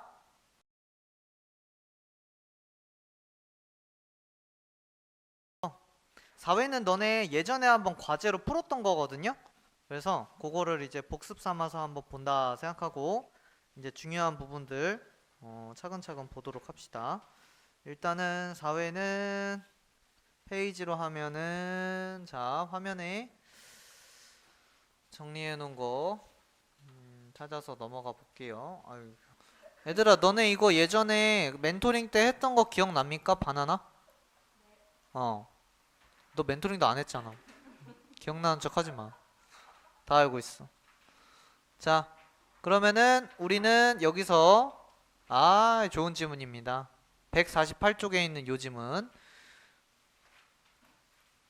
네, PCR. 요거를 좀 설명을 하도록 하겠습니다. 왜 그래? 자, 너네 이거 PCR 지금 이게 이제 언제 모의고사냐면은 22학년도 6월이니까 21년 6월 모의고사거든요. 그러면은 한참 코로나 심할 때 그때 나온 거. 그러니까 시적절하게 이런 지문들도 낼 줄 아는 이제 평가원 짱. 이제 보도록 합시다. 자, 이 지문이 왜 내가 중요하다고 생각했냐면은 얘는 이제 그 어디다 적어 놓으면 좋을까? 얘는 여기서 여기 17번, 16번 여기 왼쪽에다가 이제 임계점이라는 개념을 좀 우리가 생각하면서 임계점 뭔지 알죠? 예를 들면은 그 어떤 물질이 있을 때 예를 들면 액체 물질이 있어. 물이야. 걔가 그러면은 이제 그 수증기가 되기 위해서 즉 기체가 되기 위해서는 이제 일정한 온도에 도달해야 되죠. 그러면은 그 이제 100도씨가 되면은 걔가 이제 수증기가 돼가지고 이제 쩍쩍쩍쩍 증발해서 날아갑니다. 이제 그런 소위 뭐 예를 들면 물질의 상변화의 어떤 점 그런 거라고 생각해도 괜찮고 이제 여기 16, 17 요 지문의 요 부분에서도 이제 요거 관련해서 특히 17번 있죠. 요걸 설명할 내용이 있기 때문에 여기 정답률 뭐야? 그래서 이건 좀 이따가 본문 다 읽고 설명을 하도록 하겠습니다. 자, 일단 이렇게 적어놓고 다시 앞으로 가서 본문 보도록 할게요. 자, 하나하나 다 중요합니다. 자, 처음에 1993년 노벨화학상은 중합효소 연쇄반응이라는 즉 PCR을 개발한 멀리스에게 수여되는데요. 자, 여기 나오네. 염기서열을 아는 DNA가 한 분자라도 있으면 이를 다량으로 증폭할 수 있는 길을 열었다. 자, 그러면서 여러분 여기에 또 상하관계가 연결될 수 있는 부분이 나오는데 일단은 우리 과학지문에서 이렇게 PCR 나왔을 때 PCR의 구성요소 나오면 이것도 정리해주는 연습 해주셔야 됩니다. 일단 주형 DNA, 프라이머, DNA 중합효소, 그 다음에 뉴클레오타이드까지 이렇게 네 가지가 다 있으면 이제 PCR이라는 것을 할 수 있다까지 이제 여기서 우리가 알 수 있고요. 자, 그러면서 이제 하나하나 정리가 됩니다. 자, 주형 DNA란 시르로부터 추출하여 PCR에서 DNA 증폭의 바탕이 되는 이중가닥 DNA를 말하고요. 자, 그리고 주형 DNA에서 증폭하고자 하는 부위 이것을 표적 DNA라 합니다. 자, 내가 방금 상하관계라고 했죠? 너네 그럼 자연스럽게 이거 읽자마자 머릿속에 빡 정리돼야 됩니다. 자, 주형 DNA가 있을 때 부분 집합이 있습니다. 표적 DNA. 얘들아, 그럼 만약에 문제에서 표적 DNA에 대한 문제를 쫙 나왔는데 거기에 주어가 표적 DNA가 아니라 주형 DNA가 만약에 들어가 있어. 그래도 맞다고 볼 수 있는 거죠. 실제로 문제에 나와 있기 때문에 이런 상호관계들 우리가 맺어주는 거 중요한 포인트라고 생각해 주시고, 자, 그 다음에 이제 하나 더 나옵니다. 프라이머. 자, 프라이머는 표적 DNA의 일부분이 아니라 과 동일한 염기 서열로 이루어져 있습니다. 그러면 요것도 이제 말장난 할 수 있죠, 여러분? 뒤에 문제에 뭐라고 나와 있었어? 프라이머는 주형 DNA의 일부분과 동일한 염기 서열. 맞지? 인정? 왜? 예를 들면은 주형 DNA가 뭐 이만큼의 길이라고 한다면 그 중에 표적 DNA가 예를 들면 이만큼이야. 근데 그 중에 프라이머는 예를 들면 요만큼의 길이만큼이 표적 DNA랑 비슷한 거야. 오케이? 그러면 어때? 내가 지금 녹색으로 칠한 부분도 결국에는 뭐랑 똑같은 거야? 주형 DNA의 일부분과 똑같은 거지? 이렇게 되는 거라서 여기에 만약에 표적 DNA 대신 주형 DNA 들어가도 적절하게 된다고. 이해되죠? 자, 그래서 짧은 가닥 DNA로 2종의 프라이머가 표적 DNA의 시작과 끝에 각각 결합을 하게 됩니다. 자, 그리고 이제 또 하나 DNA 중합효소 나오는데요. 얘는 DNA를 복제를 하는데, 자, 얘는 각 염기 서열에 대응하는 뉴클레오타이드를 순서대로 합치는 역할을 한다. 이렇게 이제 돼서 뉴클레오타이드까지 모든 설명을 다 여기서 마무리했다. 근데 중요한 건 이 지문은 여기서 이제 끝나는 게 아니라 여기 다음 문장 보니까 PCR 과정이라고 나오네. 아, 그러면 이제 순서 또는 과정 번호 매겨야지 라고 너네가 마음속에다가 생각해주면 아, 좋은 자세인 겁니다. 그래서 번호 순서 매겨야지 라고 생각하면서 이제 번호 순서 가는 거야. 자, 일단 PCR 과정. 근데 너네 문제 먼저 봤으면은 이거 더 빠르게 파악할 수 있는데요. PCR 과정 말고 뒷부분에 실시간 PCR 나오죠. 그러면 이제 우리가 정리해야 되는 건 PCR 하나, 실시간 PCR은 이것의 어떤 단점을 개선한 거거든. 그럼 그 단점 개선한 건 어떤 단점이 개선됐을까 생각하면서 보는 거야. 자, 일단 우선 1번 번호 매기는 거야. 열을 가해 이중 가닥의 DNA를 두 개의 단일 가닥으로 분리합니다. 이렇게 됐고요. 그 다음에 이후 2번 각각의 단일 가닥 DNA에 프라이머가 결합을 합니다. 그래서 DNA 중합 효소에 의해 복제가 되는 거. 이게 3번이겠네. 자, 두 개의 이중 가닥 DNA가 생깁니다. 그 다음 일정한 시간 동안 진행되는 DNA 복제 과정이 한 사이클. 아, 여기까지가 끝이고요. 사이클마다 표적 DNA 양은 빠밤 2배씩. 이거 중요하네요. 자, 2배씩 빵빵빵빵 증가합니다.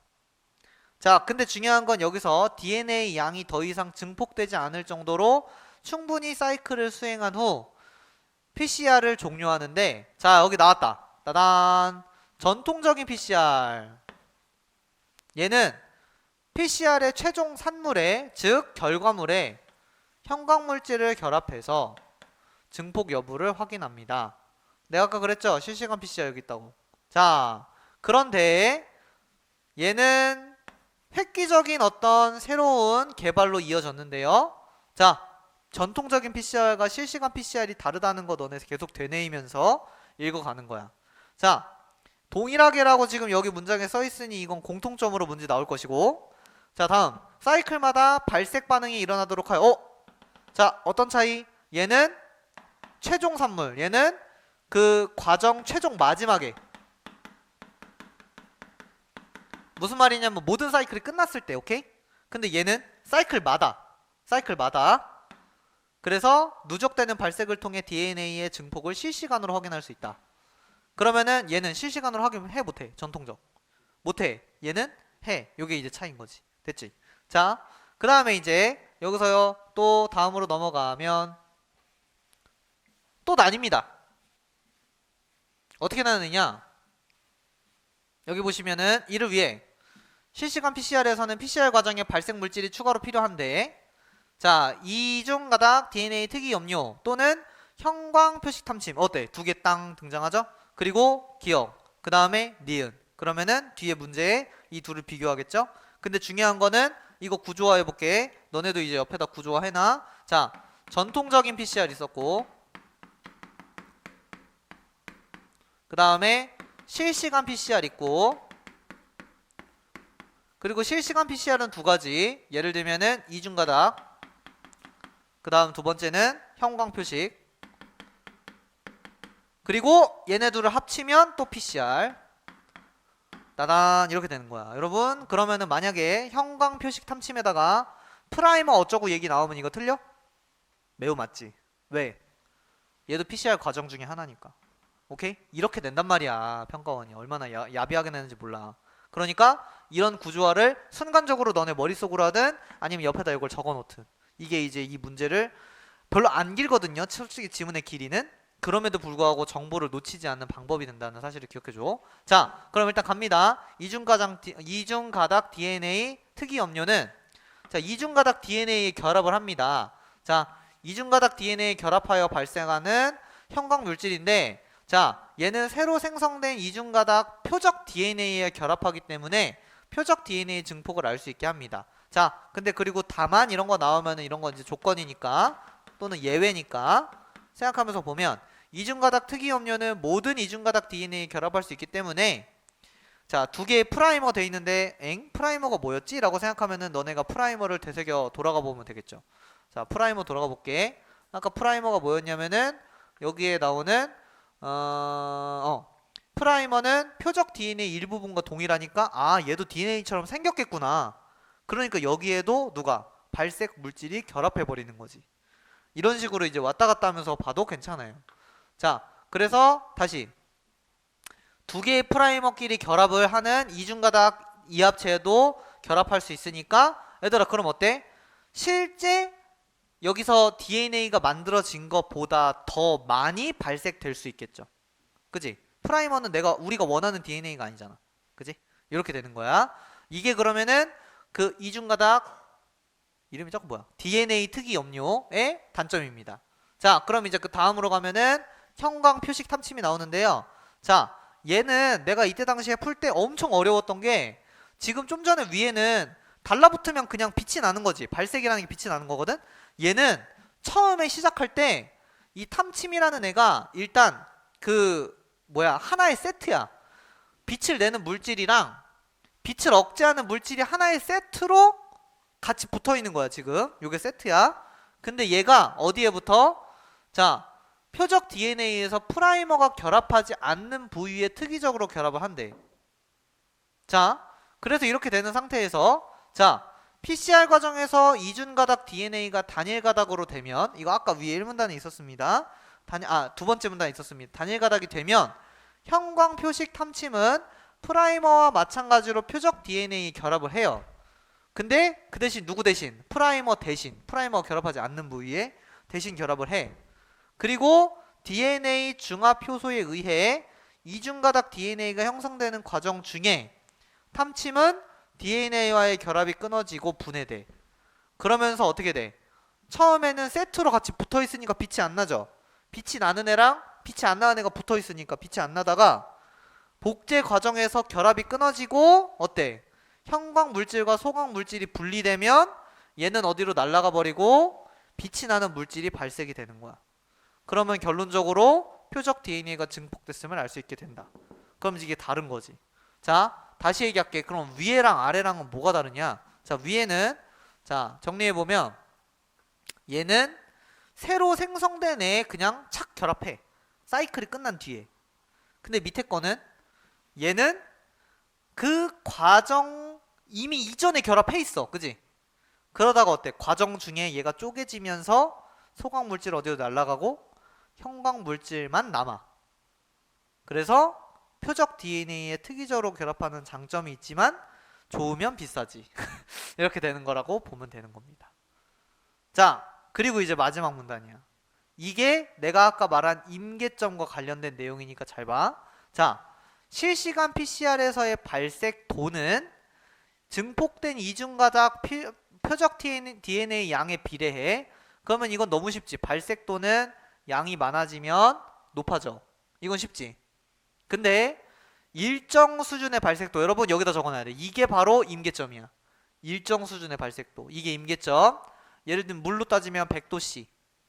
여기에 도달하는데 필요한 사이클은 표적 DNA 초기 양에 따라 달라진대. 자, 무슨 말이야?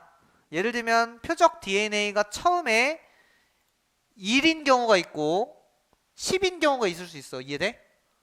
그러면 당연하게도 얘들아, 얘가 아까 2배씩 늘어난다 그랬지. 그럼 처음에 1로 시작한 애랑 곱하기 2 곱하기 2 곱하기 2 이렇게 늘어난 애랑 10 곱하기 2 곱하기 2 이렇게 늘어난 애랑 누가 일정 수준에 더 빨리 가겠어? 당연히 이거 밑에 있는 애가 더 빨리 가겠지. 초기 양이 많으니까. 오케이? 이걸 기억해야 돼. 자, 사이클 진행에 따른 발색도의 변화는 연속적인 선으로 표시됩니다. 무슨 말이냐면은 여기서 2, 4, 그 다음 8 연속적인 선으로 이렇게 표시가 되는데, 자, 중요한 건 표적 DNA를 검출했다고 판단하는 발색도, 이게 아까 말했던 임계점에 도달하는 데 소요된 사이클을 CT 값이라 합니다. 자, 이게 중요했어. 자, 사이클이 CT 값이야. 너네 말해봐. 초기 양이 적으면 사이클 많이 필요해, 적게 필요해? 초기 양이 적으면 많이 필요하죠? 즉 얘는 CT 값이 커. 초기 양이 많으면 얘는 CT 값이 작아. 이것 때문에 헷갈려서 애들이 많이 틀렸어. 이 A와 관련된 17번 문제. 오케이? 자, 계속. 그리고 표적 DNA의 농도를 알지 못하는 미지시료의 CT 값과 표적 DNA의 농도를 알고 있는 표준시료의 CT 값을 비교하면 미지시료에 포함된 표적 DNA의 농도를 계산할 수 있다. 이게 무슨 말이냐? 자, 이건 쉽게 얘기하면 이겁니다. 자, 예를 들면 어떤 농도를 모르는 미지시료가 있어.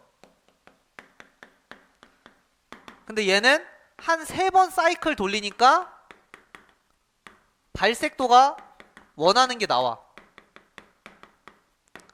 됐지? 근데 예를 들면 우리가 이미 알고 있는 시료가 있어. 얘는 5번 사이클을 돌려야 원하는 발색도가 나와. 그럼 너네가 이제 맞춰봐. 자, 미지시료는 초기의 양이 우리가 알고 있는 시료보다 많다 적다? 많다 이렇게 되는 거지. 오케이? 이 얘기입니다 여기가. 그래서 지금 어때?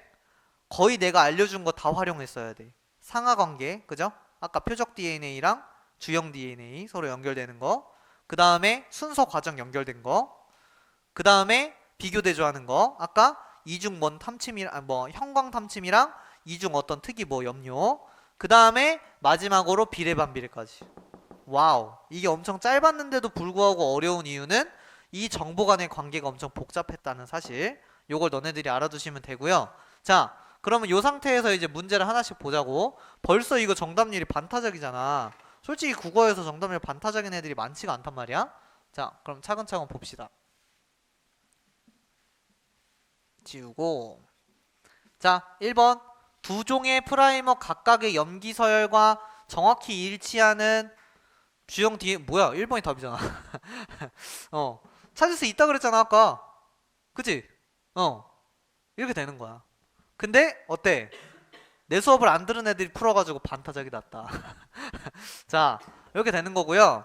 자, 그러면은 이제 여기서 2번 PCR에서 표적 DNA 양이 초기 양을 기준으로 처음에 2배가 되는 시간과 4배에서 8배가 되는 시간은 같다. 이거 무슨 말이야? 처음에 어쨌든 한 사이클이 2배씩 커지는 거잖아. 그지? 그럼 여기서 처음 1에서 2배가 되는 거 한 사이클이죠. 4배에서 8배 되는 것도 2배니까 이것도 한 사이클이죠. 그럼 시간이 같은 거지. 이렇게 되는 거고. 그 다음에 이제 3번 전통적인 PCR은 어때? 과정 중엔 알아볼라? 몰라. 아까 설명했던 거고. 4번 실시간 PCR은 가열 과정을 거쳐야 마치 얘들아 실시간 PCR만의 특징처럼 보이지? 근데 얘들아 실시간 PCR에 가열 과정이라고 안 써 있거든? 하지만 아까 뭐랬어? 실시간 PCR도 결국엔 뭐다? 그냥 PCR이랑 똑같은 거다. 그 중에 일부일 뿐. 그래서 여기 봐봐. PCR 과정은 열을 가해. 그럼 아까 말했던 상하관계를 제대로 파악한 친구들은 PCR 안에 여기에 나오는 실시간 PCR 있고 전통적 PCR 있다는 걸 알았다면 4번은 너무 맞는 말이지. 오케이? 그 다음에 이제 5번. 실시간 PCR을 실시할 때 증폭이 일어나려면 이것도 마치 실시간 PCR의 특징처럼 만들어놨지. 근데 결국에 이 설명은 다 뭐야? PCR의 설명이지 그냥. 이렇게 되는 거야. 문제가 이렇게 나오는 거니까 연습해주면 되지. 요거는 아까 말했던 걸로 비교하는 건데 이거 답 몇 번이에요? 기억이 안 나는데? 내가 풀어놓은 거 한번 다시 볼까? 아 맞다, 너네 안 풀었지? 너네 근데 예전에 풀었잖아. 알았어. 자, 그러면은 풀어보자. 여기서 정해줄게. 다 풀면 시간이 아까워. 자, 15번 체크. 16번은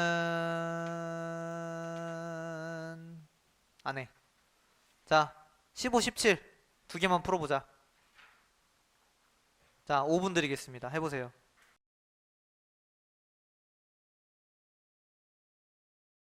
자, 답을 맞춰봅시다.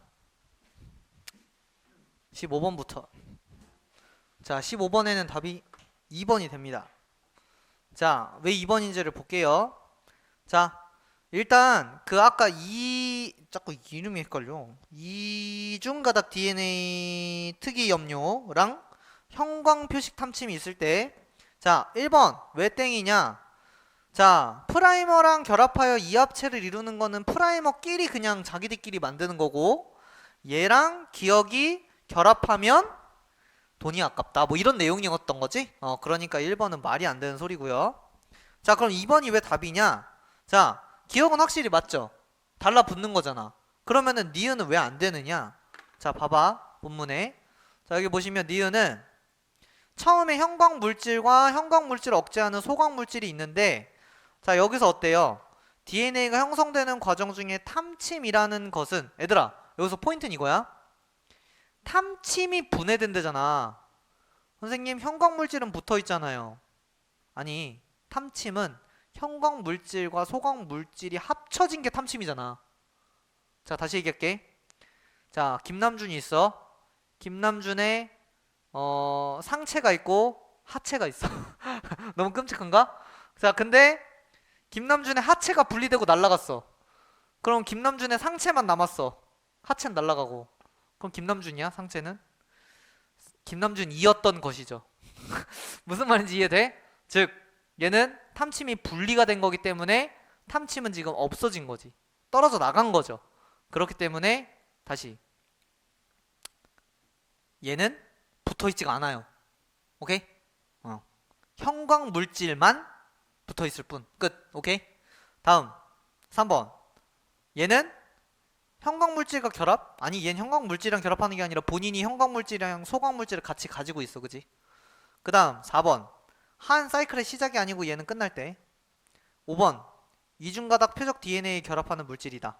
오, 이거 그럴듯해 보이는데? 자, 근데 중요한 거는 여기서 자, 이중가닥 표적 DNA에 결합하는 물질인지를 다시 보면, 자, 여기서 자, 탐침 어디서 결합해? 표적 DNA에 결합하는 거죠.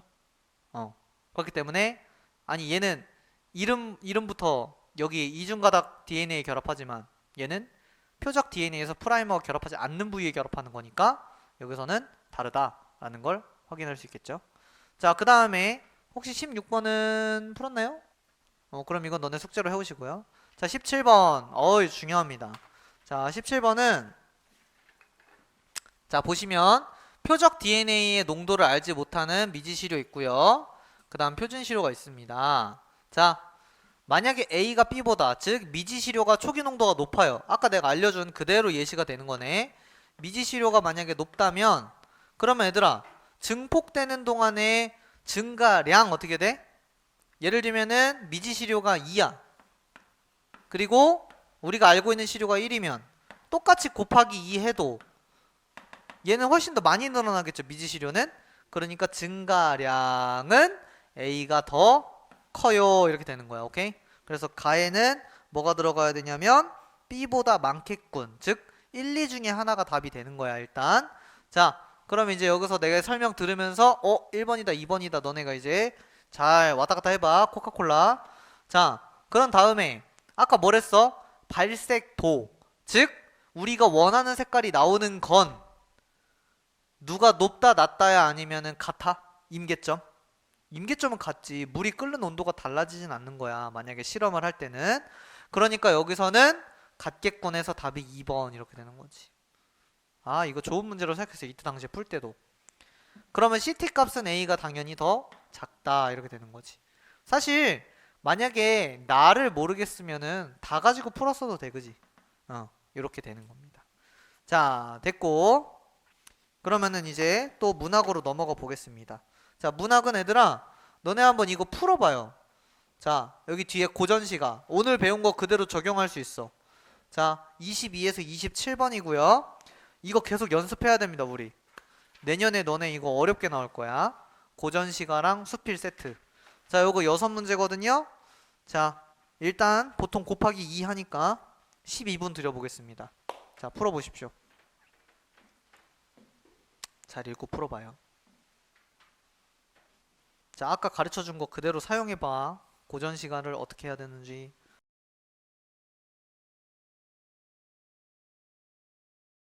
답 맞춰봅시다. 못 풀었더라도 일단 답 맞춰놓고 쉬는 시간에 한번 고민해보세요. 자, 갑니다. 22번의 답은 5번. 이거 애들 많이 틀렸죠? 그 다음 23번에 3번, 24번에 4번, 25번에 1번, 26번에 3번, 27번에 2번입니다.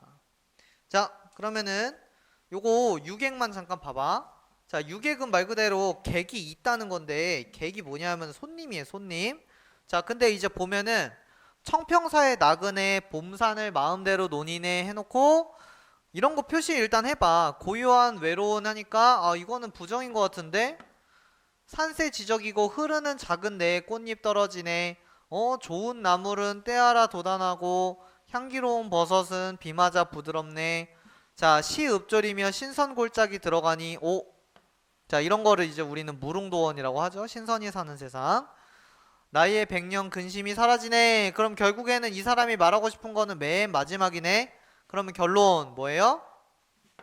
여기서 나는 자연의 즐거움을 느끼고 있다. 이렇게 해석해주면 돼. 왼쪽에 너네 그 확인해 보라고 내가 정리도 해놨어. 자연 친화라고 잘 정리돼 있죠? 그러면은 요거는 해석 잘 된 겁니다. 자, 다음.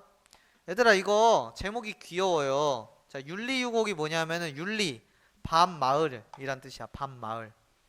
그래서 유곡은 거기서 부른 노래. 밤, 먹는 밤. 자, 갑니다. 그럼 도연명 죽은 후에 또 연명이 나다니. 너네 이제 도연명 알아두세요. 이거는 옛날에 유명한 중국 시인 이름입니다. 자, 밤마을 옛 이름이 때마침 같으시고. 지금 이거 무슨 얘기하는지 알아? 이것도 EBS 연계였는데 이때 당시에 이거 지 얘기하는 겁니다. 즉 자기가 살고 있는 이곳이 윤리죠. 즉 하고 싶은 말은 나와 도연명이 같다. 즉 내 시도 엄청난 능력을 가지고 있고 시 잘 쓴다 나. 이 얘기 하고 싶은 겁니다. 돌아와 수졸전원이야 그와 내가 다르랴 라고 했으니까 그럼 다르다는 거야 같다는 거야? 결론적으로는 같다 이렇게 되는 거지. 그리고 수졸전원은 밑에 뜻 써있죠? 즉 이거 소박한 삶을 의미하는 거니까 아 얘는 주제 잡아야지. 그러면 자연친화구나 라고 너희가 생각하면서 다르랴 즉 서리법이라는 거 확인하면 되겠죠? 이렇게 이제 보면 됩니다. 자, 이거 이제 테스트. 과연 준비된 우리 고3들인지. 30 무슨 뜻이에요? 빠밤. 아무도 몰라? 이래선 안 돼. 이래선 안 돼. 친구들아. 30은 일단 부정이야. 알았지? 뭐? 비슷해, 비슷해. 자, 30이 뭐냐면은 높은 벼슬이란 뜻입니다. 내가 세모 친 이유 알겠어? 속세를 상징해. 그래서 여기까지 적어놔. 자, 30이 귀하다고 한들 강산이랑 바꿀 소냐라고 했으니까 바꿔 안 바꿔? 안 바꿔 이 소리야. 서리법. 자, 조각배에 달을 싣고 어우 나왔다.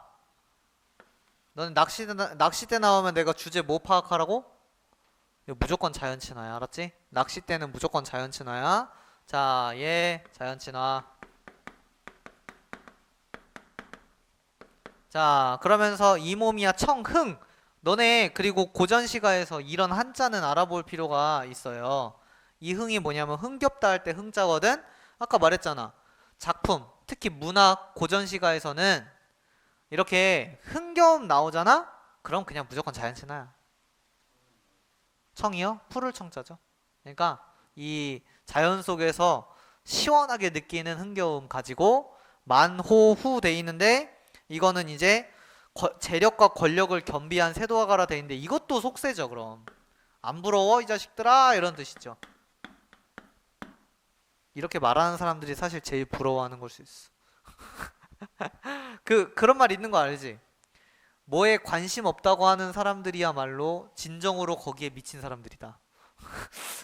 무슨 말이냐면 난 돈에 관심 없어 이렇게 말하는 사람들이 사실은 뒤로 가서 보면 예를 들면 정치인들 막 비리 저지른 사람들 있잖아. 되게 막 돈에 관심 없는 척 하잖아. 근데 뒤로 막 뇌물 엄청 받고 막 감옥 가잖아. 그렇다는 세상에 어떤 교훈이 있어. 그래서 솔직하게 너네는 너네 마음속에 있는 것들을 잘 얘기하는 사람이 되도록 해. 괜히 막 뭐 착하고 올바른 사람이 되려고 거짓말했다가 괜히 아주 거대한 나쁜 짓을 하는 사람이 될 수 있어. 자, 그러면 이제 이거 보여? 어지럽고 뭐야? 시끄러운 문서가 뭘 의미해? 속세를 의미하겠죠. 이게 보여야 돼 이제. 자, 다 그거는 내 던지고 필마는 뭐냐 하면은 한 필의 말을 타고 추풍. 자, 가을 바람에 말 채찍을 때려 돌아오니 아무리 메인 새에 놓였다고. 자, 여기서 메인 새는 묶여있는 새.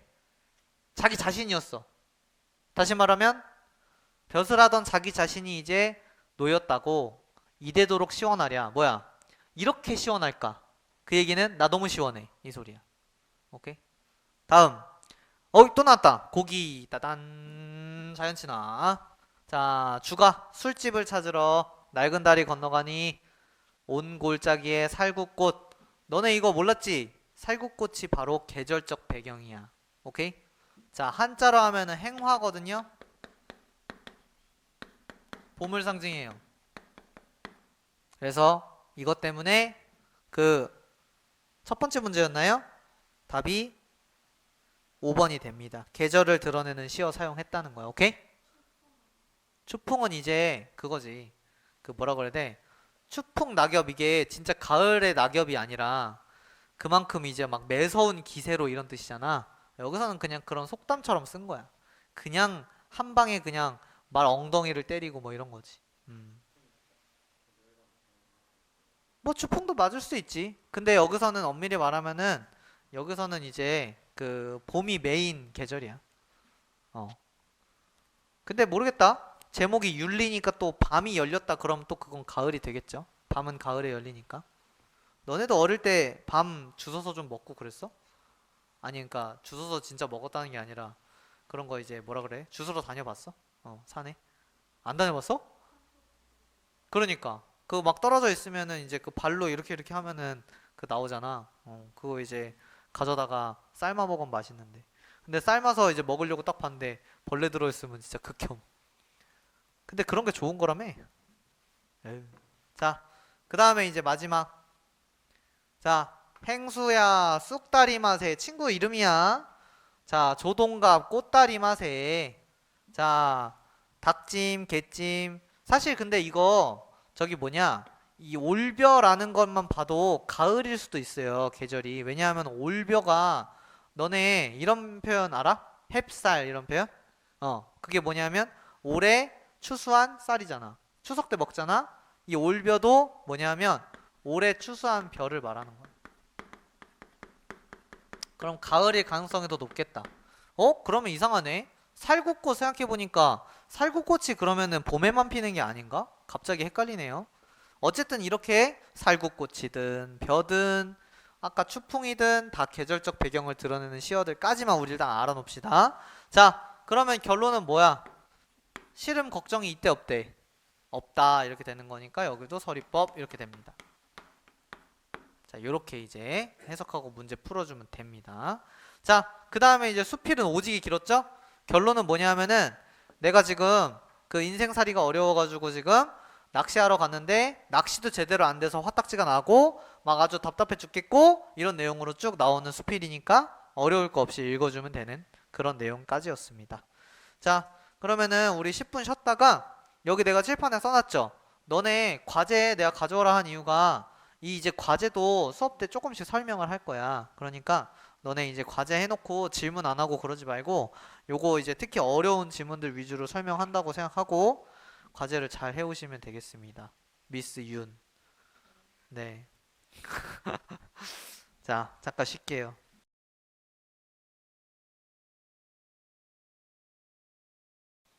자, 그럼 이제 주간 과제를 펼쳐보세요. 꺼내보세요. 10월 2주차 주간 과제. 자, 그대들 혹시 여기서 어떤 지문이 어려웠나요? 뭐 풀었어야 알 수 있나? 안 풀어서 모르는 분들이 많나요?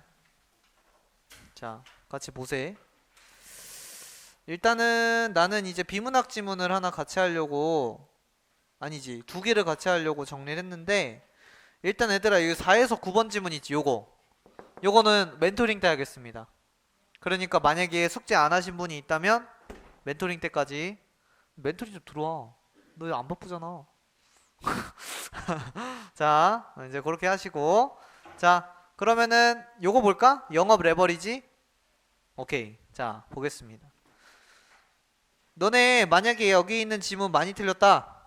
그러면은 하질 마세요. 사업을. 알았지?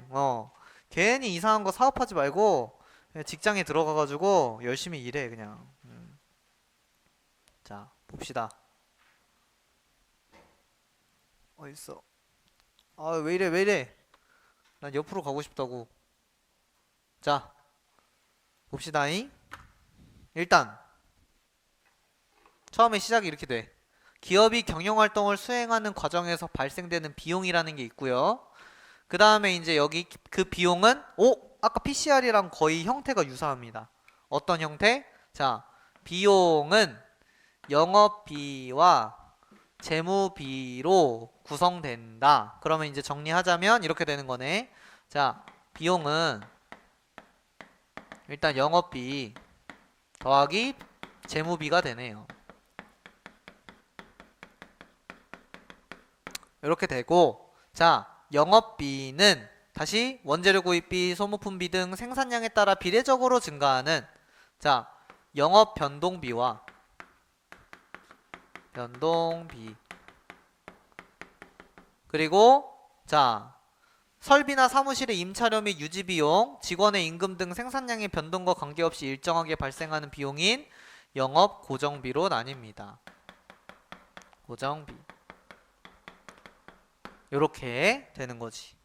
그러면 당연하게도 얘들아, 영업 변동비가 늘어나면 영업비가 늘어나겠죠? 그럼 비용이 늘어나겠죠. 이렇게 너네가 연결을 해놨어야 돼. 문제 풀 때. 아니, 그 지문을 읽을 때. 자, 근데 이거 그리고 빠뜨리면 안 되는 게요. 그냥 영업 변동비 있구나 하지 말고, 영업 변동비에는 지금 어딨어?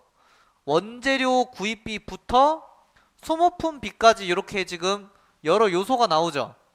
이게 바로 보기에 적용될 수 있는 내용들이기 때문에 우리가 이거를 그냥 허투루 보지 말고, 자, 여기에 영업 변동비에는 원재료 구입비나 소모품비가 있다라는 걸 너네가 이제 되새겨 놓거나 아니면 이렇게 표시라도 하는 거야. 그냥 읽으면 안 되는 게 이런 포인트예요. 어제 그 중3 그 신규생 어머님이 상담 오셔가지고 이제 그분이 이제 나한테 이제 이것저것 물어보셨는데 그런 얘기 하시는 거야. 내가 이제 처음에 입학 테스트를 봤거든요. 근데 이제 그 친구가 비문학을 너무 깨끗하게 읽은 거야. 비문학 완전 깨끗해. 그래서 어머님, 얘가 맞고 틀리는 것도 중요한데요. 비문학을 너무 깨끗하게 읽습니다. 이렇게 되면은 문제가 발생하는 건 수능 때 만약에 내가 어떤 문제를 풀다가 내용을 다시 확인해야지 라고 했을 때 내용을 다시 확인할 수가 없습니다 라고 말씀을 드렸어. 그랬더니 이제 어머님이 굳이 이거를 그렇게 표시할 필요가 있냐, 그냥 잘 읽으면 되는 거 아니냐 한 방에, 그런 얘기 하셔가지고 어머님 뭐 내용 읽어보셔서 알겠지만 거기 내용에 막 보험 이런 거 나왔거든. 이거를 한 번에 읽고 완벽하게 이해하는 게 쉽지 않다 그랬더니 이제 어머님 말씀, 사실 다른 국어학원에도 갔었는데 그 다른 국어학원에선 이런 얘기를 안 하더라. 그런 얘기 하길래 속으론 조금 비웃으면서, 어머님, 저는 매해 직접 수능을 보는 강사입니다. 그래서 다른 학원에 깔 순 없잖아. 이 학원은 뭐 수능 보겠니? 안 보겠지. 뭐 수능을 봐.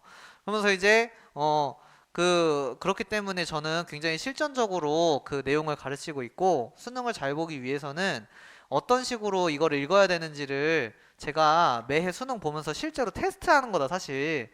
뭐 제가 잘한다고 자랑하려고 이거 보는 게 아니라. 그랬더니 갑자기 어머니 말씀이 바뀌셨어.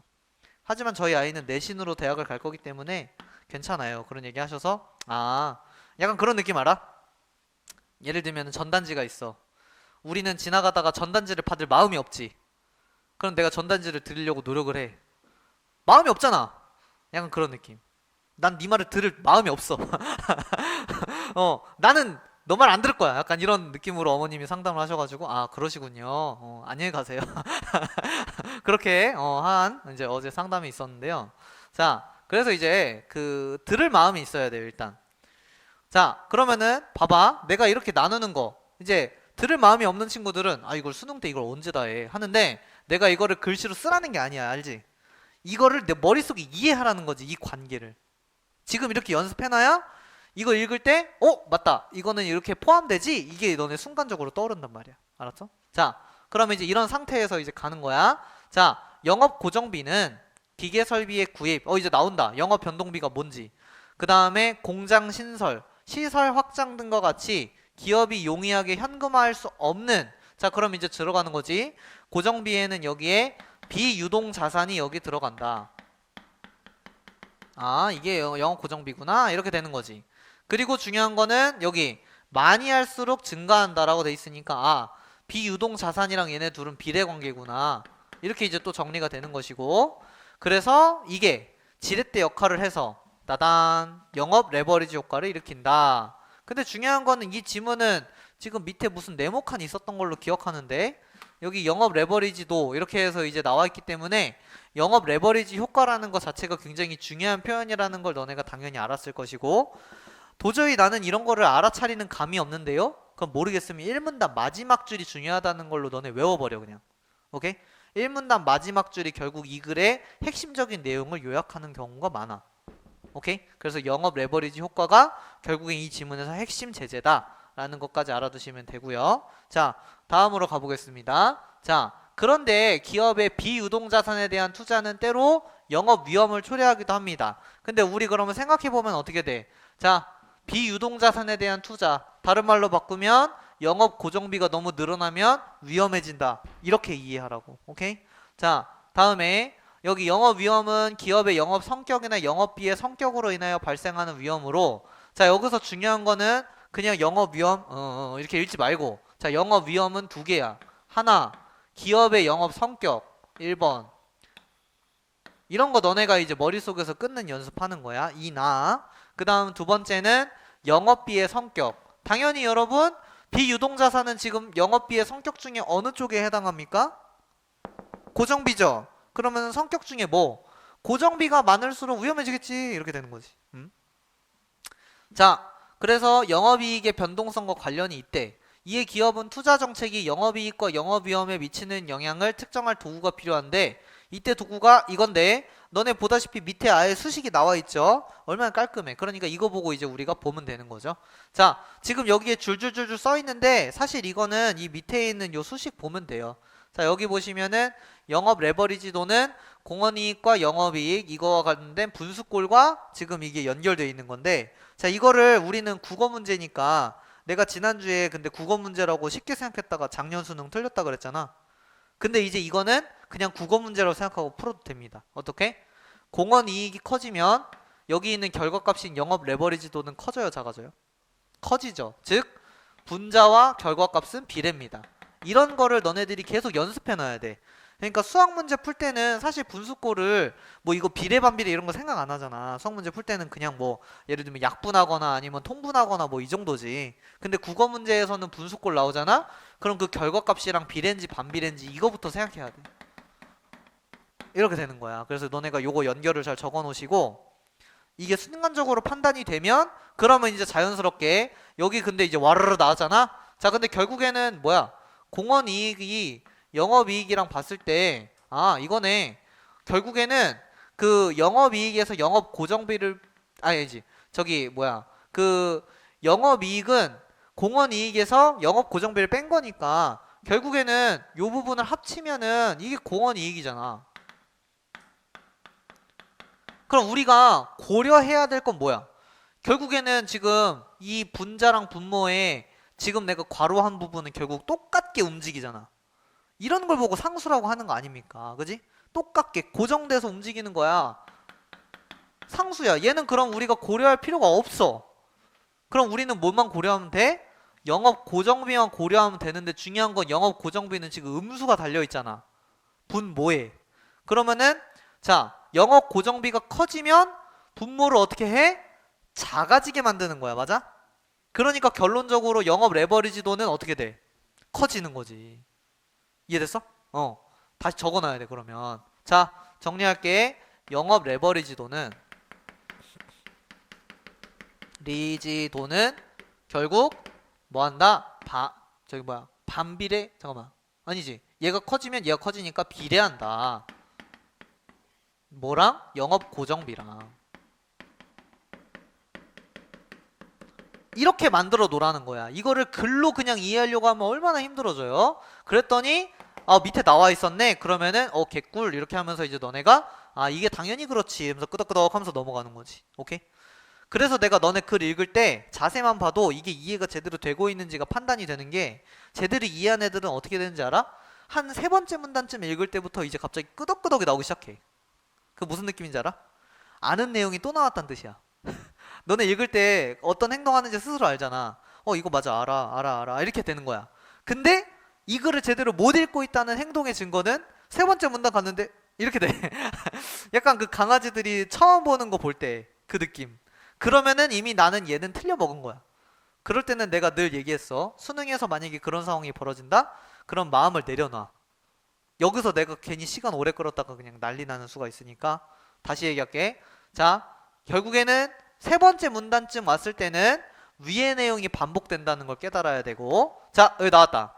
영업 고정비가 클수록, 자, 비례관계니까 영업 레버리지 효과가 증가한다. 이렇게 이제 되는 겁니다.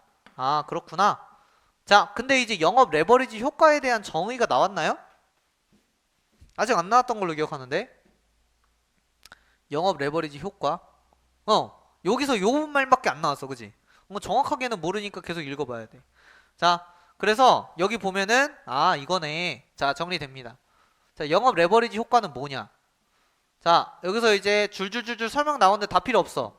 이거는 그냥 대입만 하면 되고요. 자, 지금 영업 레버리지도가 2면 10%의 매출액에 너네 그리고 이런 단어들 한자로 된 것 중에 빼먹으면 안 되는 겁니다. 자, 증가가 아니라 뭐야? 증감. 즉 늘어날 때 감소될 때 모두 다. 오케이? 모두 다 영업이익은 그 2배가 증감된다. 즉 다른 말로 바꿀게. 영업 레버리지도가 커지면 매출액이 늘어난다.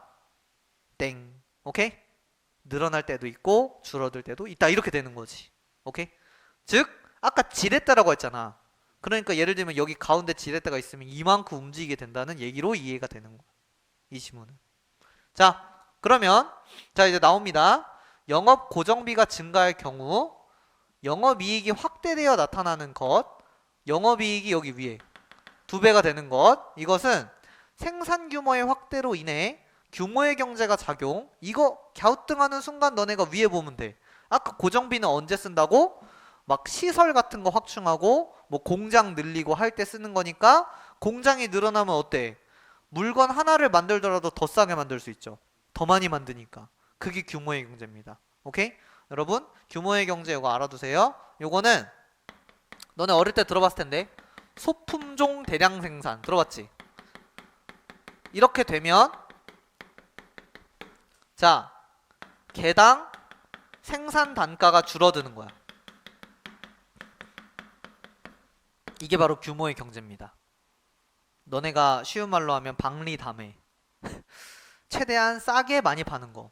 너네 대전에 아주 명물 뭐야? 성심당 빵집이죠? 거기가 파리바게트보다 빵이 싸거든? 근데 거기 영업이익이 파리바게트 2배인가 3배인가 그래. 그게 어떻게 가능하냐? 성심당은 대전에밖에 없고 일단. 근데 그 대전에 그 빵집만 한 10개인가 돼. 그 도시 안에. 그리고 거기는 빵 만들어서 나오잖아? 그럼 그냥 바로 다 팔려. 엄청 계속 파는 거야. 그러니까 규모의 경제가 작용하는 거지. 오히려 너무 잘 팔리니까. 자, 그래서 여기 나오네. 단위 생산 원가는 훨씬 저렴하게 돼서 매출액이 증가할 때 소규모 생산 시설을 유지할 때보다 영업이익의 증가폭이 더 커진다. 근데 얘들아, 이거는 증가할 때 얘기고 증감이라고 했잖아, 그지? 그러면 너네가 마음속에 생각해야지. 감소할 때도 있을 텐데 이때 또 나오는 거야. 끄덕끄덕 끄덕끄덕. 맞아, 끄덕끄덕 끄덕. 이렇게 되는 거지. 아는 내용에 그냥 반대로 바꿨을 뿐이잖아. 그럼 얘는 읽을 때 속도가 빨라지겠지. 이렇게 읽는 거야. 오케이? 그래서 읽을 때 점점 속도가 빨라져야 돼.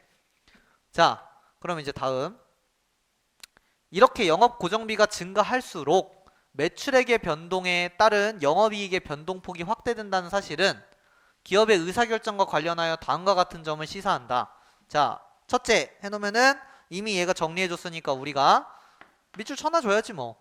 첫째, 사업 전망과 관련지어 영업 레버리지 효과를 평가해야 된다.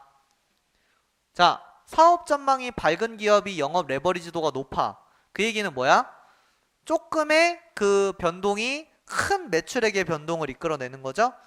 그러면은 어때? 이익의 확대를 기대할 수 있지만 사업 전망이 흐린 기업이 영업 레버리지도가 높으면 어떻게 돼? 엄청 큰 손실을 볼 수 있게 되는 거죠. 그 다음 둘째, 시설 투자 혹은 생산 방식의 전환은 기업의 자산 구조를 변화시키고 나왔다. 여러분 이거 처음 보는 말이야 하면 안 돼. 얘들아, 시설 투자하면 어떤 비용이 많아져? 고정 비용이 많아지는 거지? 비용 구조 변화하는 거야. 이렇게. 비용은 둘 중에 하나인데 얘는 고정 비용이 늘어나게 되는 그 구조를 변화시키는 거죠.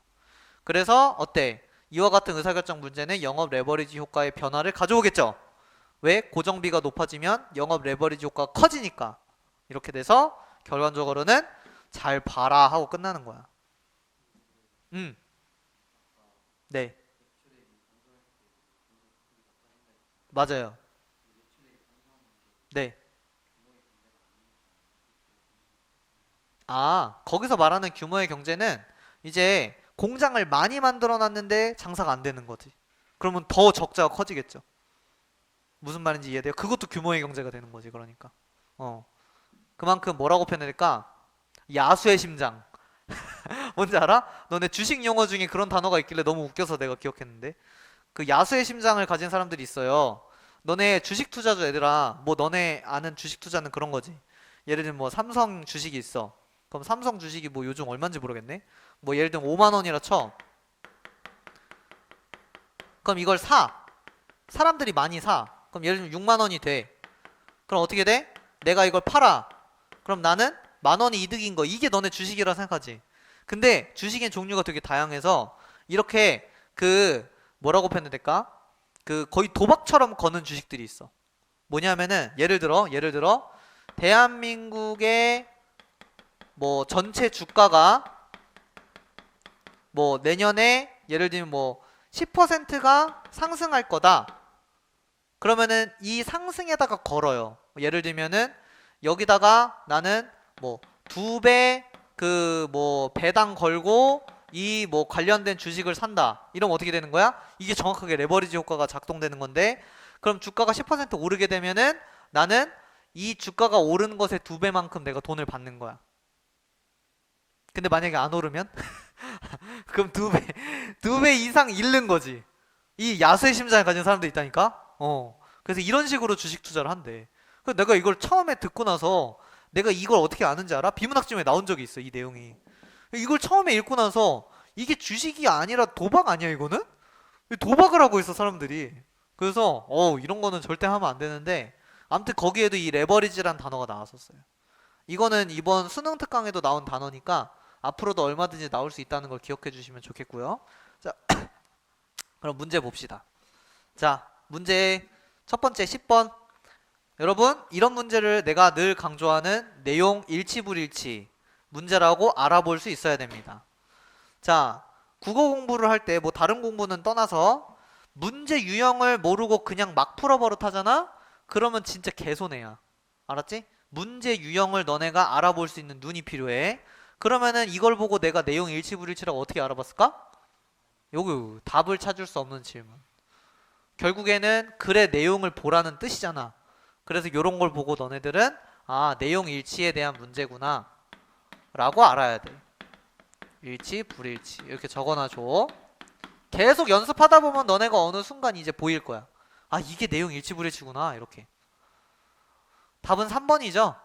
자, 현금화 할 수 없는 이유는 뭐 말을 안 했기 때문에 알 수가 없어요. 그래서 내용이 없다. 10번의 답은 3번이다. 이렇게 보면 되고요. 자, 이게 이제 2번 그 설명의 본질은 아니기 때문에 얘는 이렇게 빨리 하고 넘어가고. 자, 기억이 이제 아까 말했죠? 지렛대 역할이라고 했습니다. 자, 지렛대라는 거 내가 아까 뭐라고 표현했어? 지렛대는 자, 적어놔줘. 이익도 크게. 그 대신 반대로 뭐도 크게? 손실도 크게. 증폭시키는 거지. 세상엔 공짜가 없어요, 친구들. 그래서 여기 나왔네. 따단. 답은 4번. 영업이익의 변동폭. 즉 이익도 크고 손실도 크게 이렇게 되는 거라 지렛대 효과가 일어난다 라고 아시면 되겠죠. 다음 12번 나왔다. 영업 레버리지 도. 자, 얘는 좀 하나씩 해보자. 적절한 거죠. 소모품비를 많이 사용하면 여러분 어떤 비용을 많이 쓰는 거예요? 변동비. 얘는 변동비 맞아요? 고정비는 막 공장 사고 막 뭐 하는 거잖아. 소모품은 변동비죠. 응? 맞아? 맞지? 자, 얘는 변동비. 얘들아, 아까 변동비가 늘어나는 게 중요해, 안 중요해? 영업 레버리지 도에서는 고정비가 중요하지? 관련이 없어. 땡. 됐죠? 서진 이해됐어? 여기 아까 위에 써 있었으니까. 여기 보면은 여기에 이런 게 이제 아리까리 하면 앞에 가서 보는 거야, 이렇게. 소모품비는 여기에 영업 변동비. 생산량에 따라 비례적으로 증가하는 영업 변동비. 오케이? 자, 이거 하니까 예전에 나 대학생 때 알바 중에 뭐 학원에서 일한 거 떠나서 건축사무소에서 일한 적 있었거든? 근데 진짜 웃긴 게 이건 이제 잠깐 딴소리인데 거기 그 건축사무소에서 그걸 했었어. 너네 공항철도 알아요, 혹시? 서울 수도권에 있는? 그게 뭐냐면은 그 홍대 신촌 이쪽에서부터 인천공항까지를 잇는 그 지하철이야. 근데 이제 그때 내가 일했던 건축사무소가 그 사업을 따낸 거야. 근데 문제는 거기가 되게 작은 건축사무소여서 그 사업 말고는 뭐 관련된 일을 하는 게 없어. 그럼 나는 거기에 뭐 하러 갔느냐? 나는 이제 거기 사무보조를 하러 갔거든? 그래서 나는 뭐 했냐면 거기서 이제 서류 정리 이런 거 했단 말이야. 그럼 이면지 같은 거는 그런 공문 같은 거는 이면지로 쓰면 절대 안 돼요. 그래서 이제 뒤에 만약에 뭐 써 있으면 도장 찍어야 돼. 이거는 그 안 쓰는 거다. 뭐 이런 거 도장 찍고 막 뭐 예를 들면 문서 편집하고 뭐 이런 일을 했는데 중요한 거는 이제 이게 이런 걸 너네가 알면 재밌는데 나는 그걸 전혀 이제 인수인계 못 받고 그냥 거기서 일했어요. 자, 시공사가 있으면 그 다음에 이제 이 시공사한테 이제 이거를 맡기는 소위 뭐 투자자가 있을 것이고 근데 얘들아 건축이라는 거는 사실 시공사가 건물을 짓고 있을 때 투자자가 맨날 가서 볼 수가 없잖아. 그러니까 투자자가 대신 맡겨요. 뭐를? 감리단에게. 자, 감리단이 뭐냐면 시공사 가서 감시 감독하는 사람들이거든. 이런 삼각 구도로 돼 있는데 그럼 우리 건축사무소는 뭐 한 거냐면은 그 시공사의 감리단이었어. 우리 건축사무소는 감시 감독을 해야 돼. 그러면은 우리의 직장 상사는 누구야? 우리 회사에. 이 투자자가 한 번씩 이제 확인하러 오는 거야. 근데 얘들아, 공항철도는 어디서 지은 거냐면 내가 기억하기로 그 국가에서 투자해서 지은 건가? 뭐 아무튼 그랬거든? 그러니까 우리나라에서 오는 거야. 공무원들이. 아무튼 이런 뭐 되게 그 뭔가 복잡한 그 관계였는데 중요한 건 우리가 이제 일을 잘 하고 있는지를 확인하러 오는 거잖아. 그 우리 그 서류 창고가 있어서 서류 창고. 근데 이때 맨날 나 맨날 혼났던 거. 뭐 예를 들면 내가 그때 나 이름 뭐라 불러? 그냥 남준이라 불렀나? 아무튼 남준아, 너 자꾸 그 인쇄 잘못해가지고 그 남는 종이 같은 거 만들면 죽는다 그래가지고 맨날 과장님한테 개 털렸단 말이야.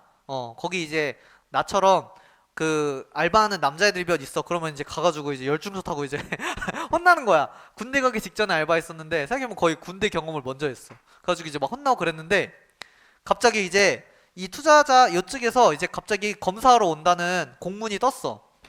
한 뭐 3일쯤 뒤에 온대. 갑자기 과장님이 우리를 부르더니 야, 니네 복사하고 버린 종이 어딨냐 막 이러고 찾는 거야. 그 왜요? 그랬더니 그거를 이제 모아가지고 이제 상자를 더 많이 만들어서 우리가 더 일을 많이 한 거를 보여줘야 그게 이제 단가가 올라간다 뭐 이런 소리 하는 거야. 그래가지고 갑자기 야, 이게 소모품비를 많이 쓰는 게 도움이 될 때가 있어요. 갑자기 딴 얘기 하려고. 그래가지고 결론은 이제 우리가 예를 들면 뭐 10박스 나올 거를 그래가지고 어찌어찌 해가지고 한 20박스 만들었거든?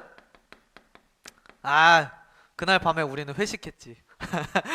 모두 성공했어. 막 난리를 쳐가지고. 그래서 아무튼 이러니까 여러분, 너 뉴스 봤죠? 순살 자이가 탄생하는 거야. 이 건축 이거 문제 있는 거 아닙니까? 이렇게 하면 안 되지. 그래서 아무튼 이랬어요. 이때 같이 일할 때 내 나이 또래 그 여자 알바생도 있었는데 거기 모든 회사원들이 너무 걔한테 친절하고 잘하는 거야. 그래가지고 나는 뭐지? 쟤는 오래 일했나? 그러고 이제 열심히 일하고 막 그랬거든? 근데 이제 나중에 회식 가서 알았어. 거기 사장님 손녀였어. 이게 바로 진정한 중소기업의 나는 걔한테 함부로 했다가 나 큰일 날 뻔했지 뭐야. 아무튼 그래가지고 그런 여러 가지 재밌는 경험을 해서 여러분 대학 가면은 꼭 그런 재밌는 알바들을 많이 해서 좋은 경험을 쌓으세요. 자, 아무튼 그래서 소모품비 잠깐 딴소리 해봤고, 자 그다음 2번입니다. 기업이 영업위험의 간소를 위해 비유동자산을 처분하면 영업 레버리지도는 감소한다. 답 2번 아닙니까? 네, 이렇게 되는 거죠. 왜냐하면 고정비랑 레버리지도는 서로 비례하니까. 그래서 2번이 답이 됩니다. 자, 다음 3번. 생산시설을 확장하면 여러분 다시 얘기할게요. 어떤 비용이 커집니까? 얘야말로 고정비가 커지는 거죠. 그럼 고정비가 커지면 그에 비례하는 관계인 레버리지도도 당연히 커져야 되는데 동일하게니까 여기가 틀렸고, 됐죠? 그 다음 4번. 투자 정책을 판단하기 위해서는 단위 생산 원가를 측정하는 도구인 영업 레버리지도를 활용한다라고 돼 있는데, 얘들아 영업 레버리지도가 단위 생산 원가를 측정합니까? 가 아니죠. 정의 자체가 틀렸기 때문에 이게 이제 잘못된 연결이라서 4번이 틀렸고요. 다음 5번. 영업이익과 공원이익이 같다. 뭐게요? 이게 무슨 뜻이게? 자, 아까 위에 있는 그 분수꼴에서 영업 고정비가 없다는 뜻이야 이건. 오케이? 이렇게 적어놔야지. 얜 영업 고정비가 없다는 거야. 고정비가 없음. 영고 없음. 그럼 당연히 여러분 고정비가 없으면 레버리지 효과는 어떻게 되겠어? 없겠지. 효과는 증가한다. 왠지 무슨 포켓몬 게임 같은데. 아무튼 이렇게 되는 겁니다. 됐어. 나도 우리 조카들 포켓몬 하는 거 보니까 재밌어 보이더라. 닌텐도 사서 나도 하고 싶더라. 애들 되게 열심히 하던데. 자, 그 다음 그 위에, 이게 대망의 13번. 얘가 이제 핵심이었죠. 여러분 근데 두려워할 것이 없습니다. 자, 잘 그냥 정리만 하면 돼요. 마이너스 어딨어? 자, 그러면 근데 나는 솔직히 이거 풀 때 제일 힘들었던 게 뭔지 알아?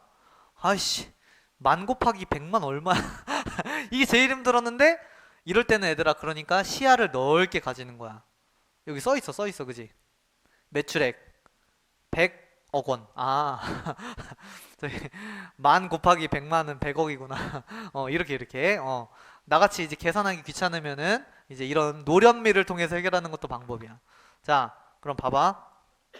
왜냐하면 나는 이렇게 그 큰 숫자를 내가 다룰 일이 없잖아. 100억을 우리가 다룰 일이 어딨어. 그러니까 이 계산을 못했지. 자, 일단 처음에 100만 개, 즉 100억이야. 근데 영업 변동비는 9,000원이니까 그러면은 얘는 저거네. 그 90억이네. 그죠?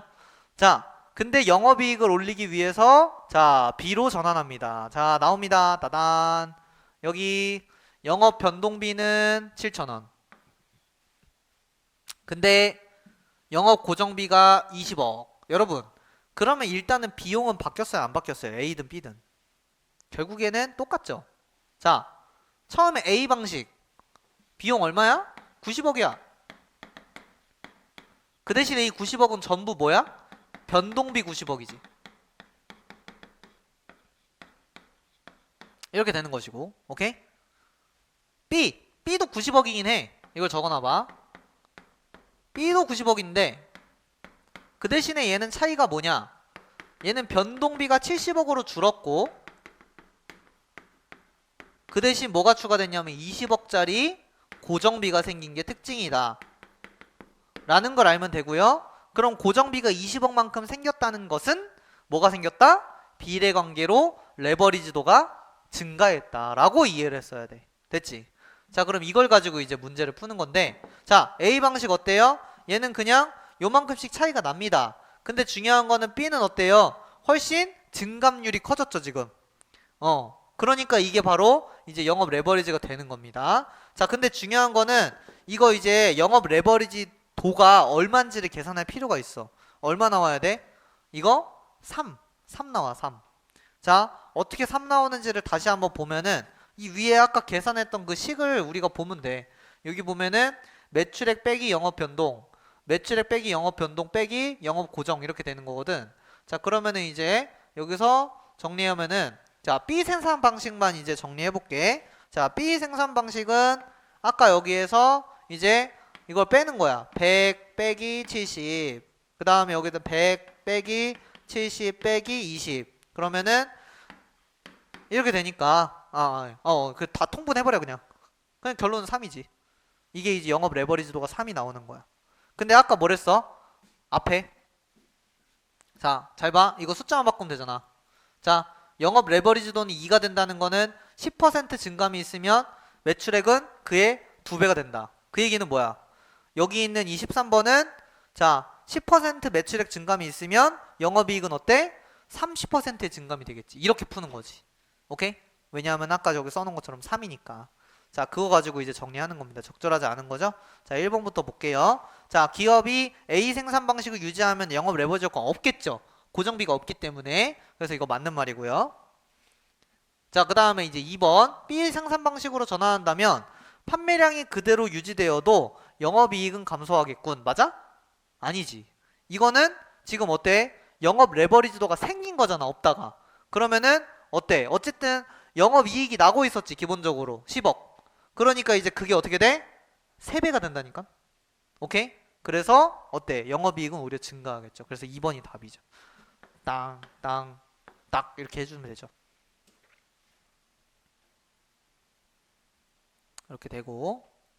자, 다음 3번 땡땡 기업이 B 생산 방식으로 전환하면은 여기 아까 설명한 거 나왔네. 30% 맞죠? 맞는 말. 자, 근데 땡땡 기업이 올해 사업 전망을 부정적으로 예측해. 자, 영업 레버리지는 무조건 좋은 게 아니었지. 만약에 매출액이 10% 줄어들면 영업이익이 30% 줄어들어 버리잖아. 그러니까 부정적으로 예측하면은 B 생산 방식으로 바꾸면 돼, 안 돼? 안 되겠지. 그래서 여기 A 생산 방식 유지하는 게 유리하겠군. 이게 맞는 거죠. 자, 다음 땡땡 기업이 A 생산 방식을 유지한다면 영업비는 생산량에 따라 비례적으로 증가하는 비용. 무슨 말이야? 이거 변동비를 말하는 겁니다. 이런 게 중요한 거야. 내가 계속 요즘 얘기하고 있는데 국어의 본질은 2개가 다야. 첫 번째, 같은 뜻인데 다른 표현으로 바꾸는 거. 오케이?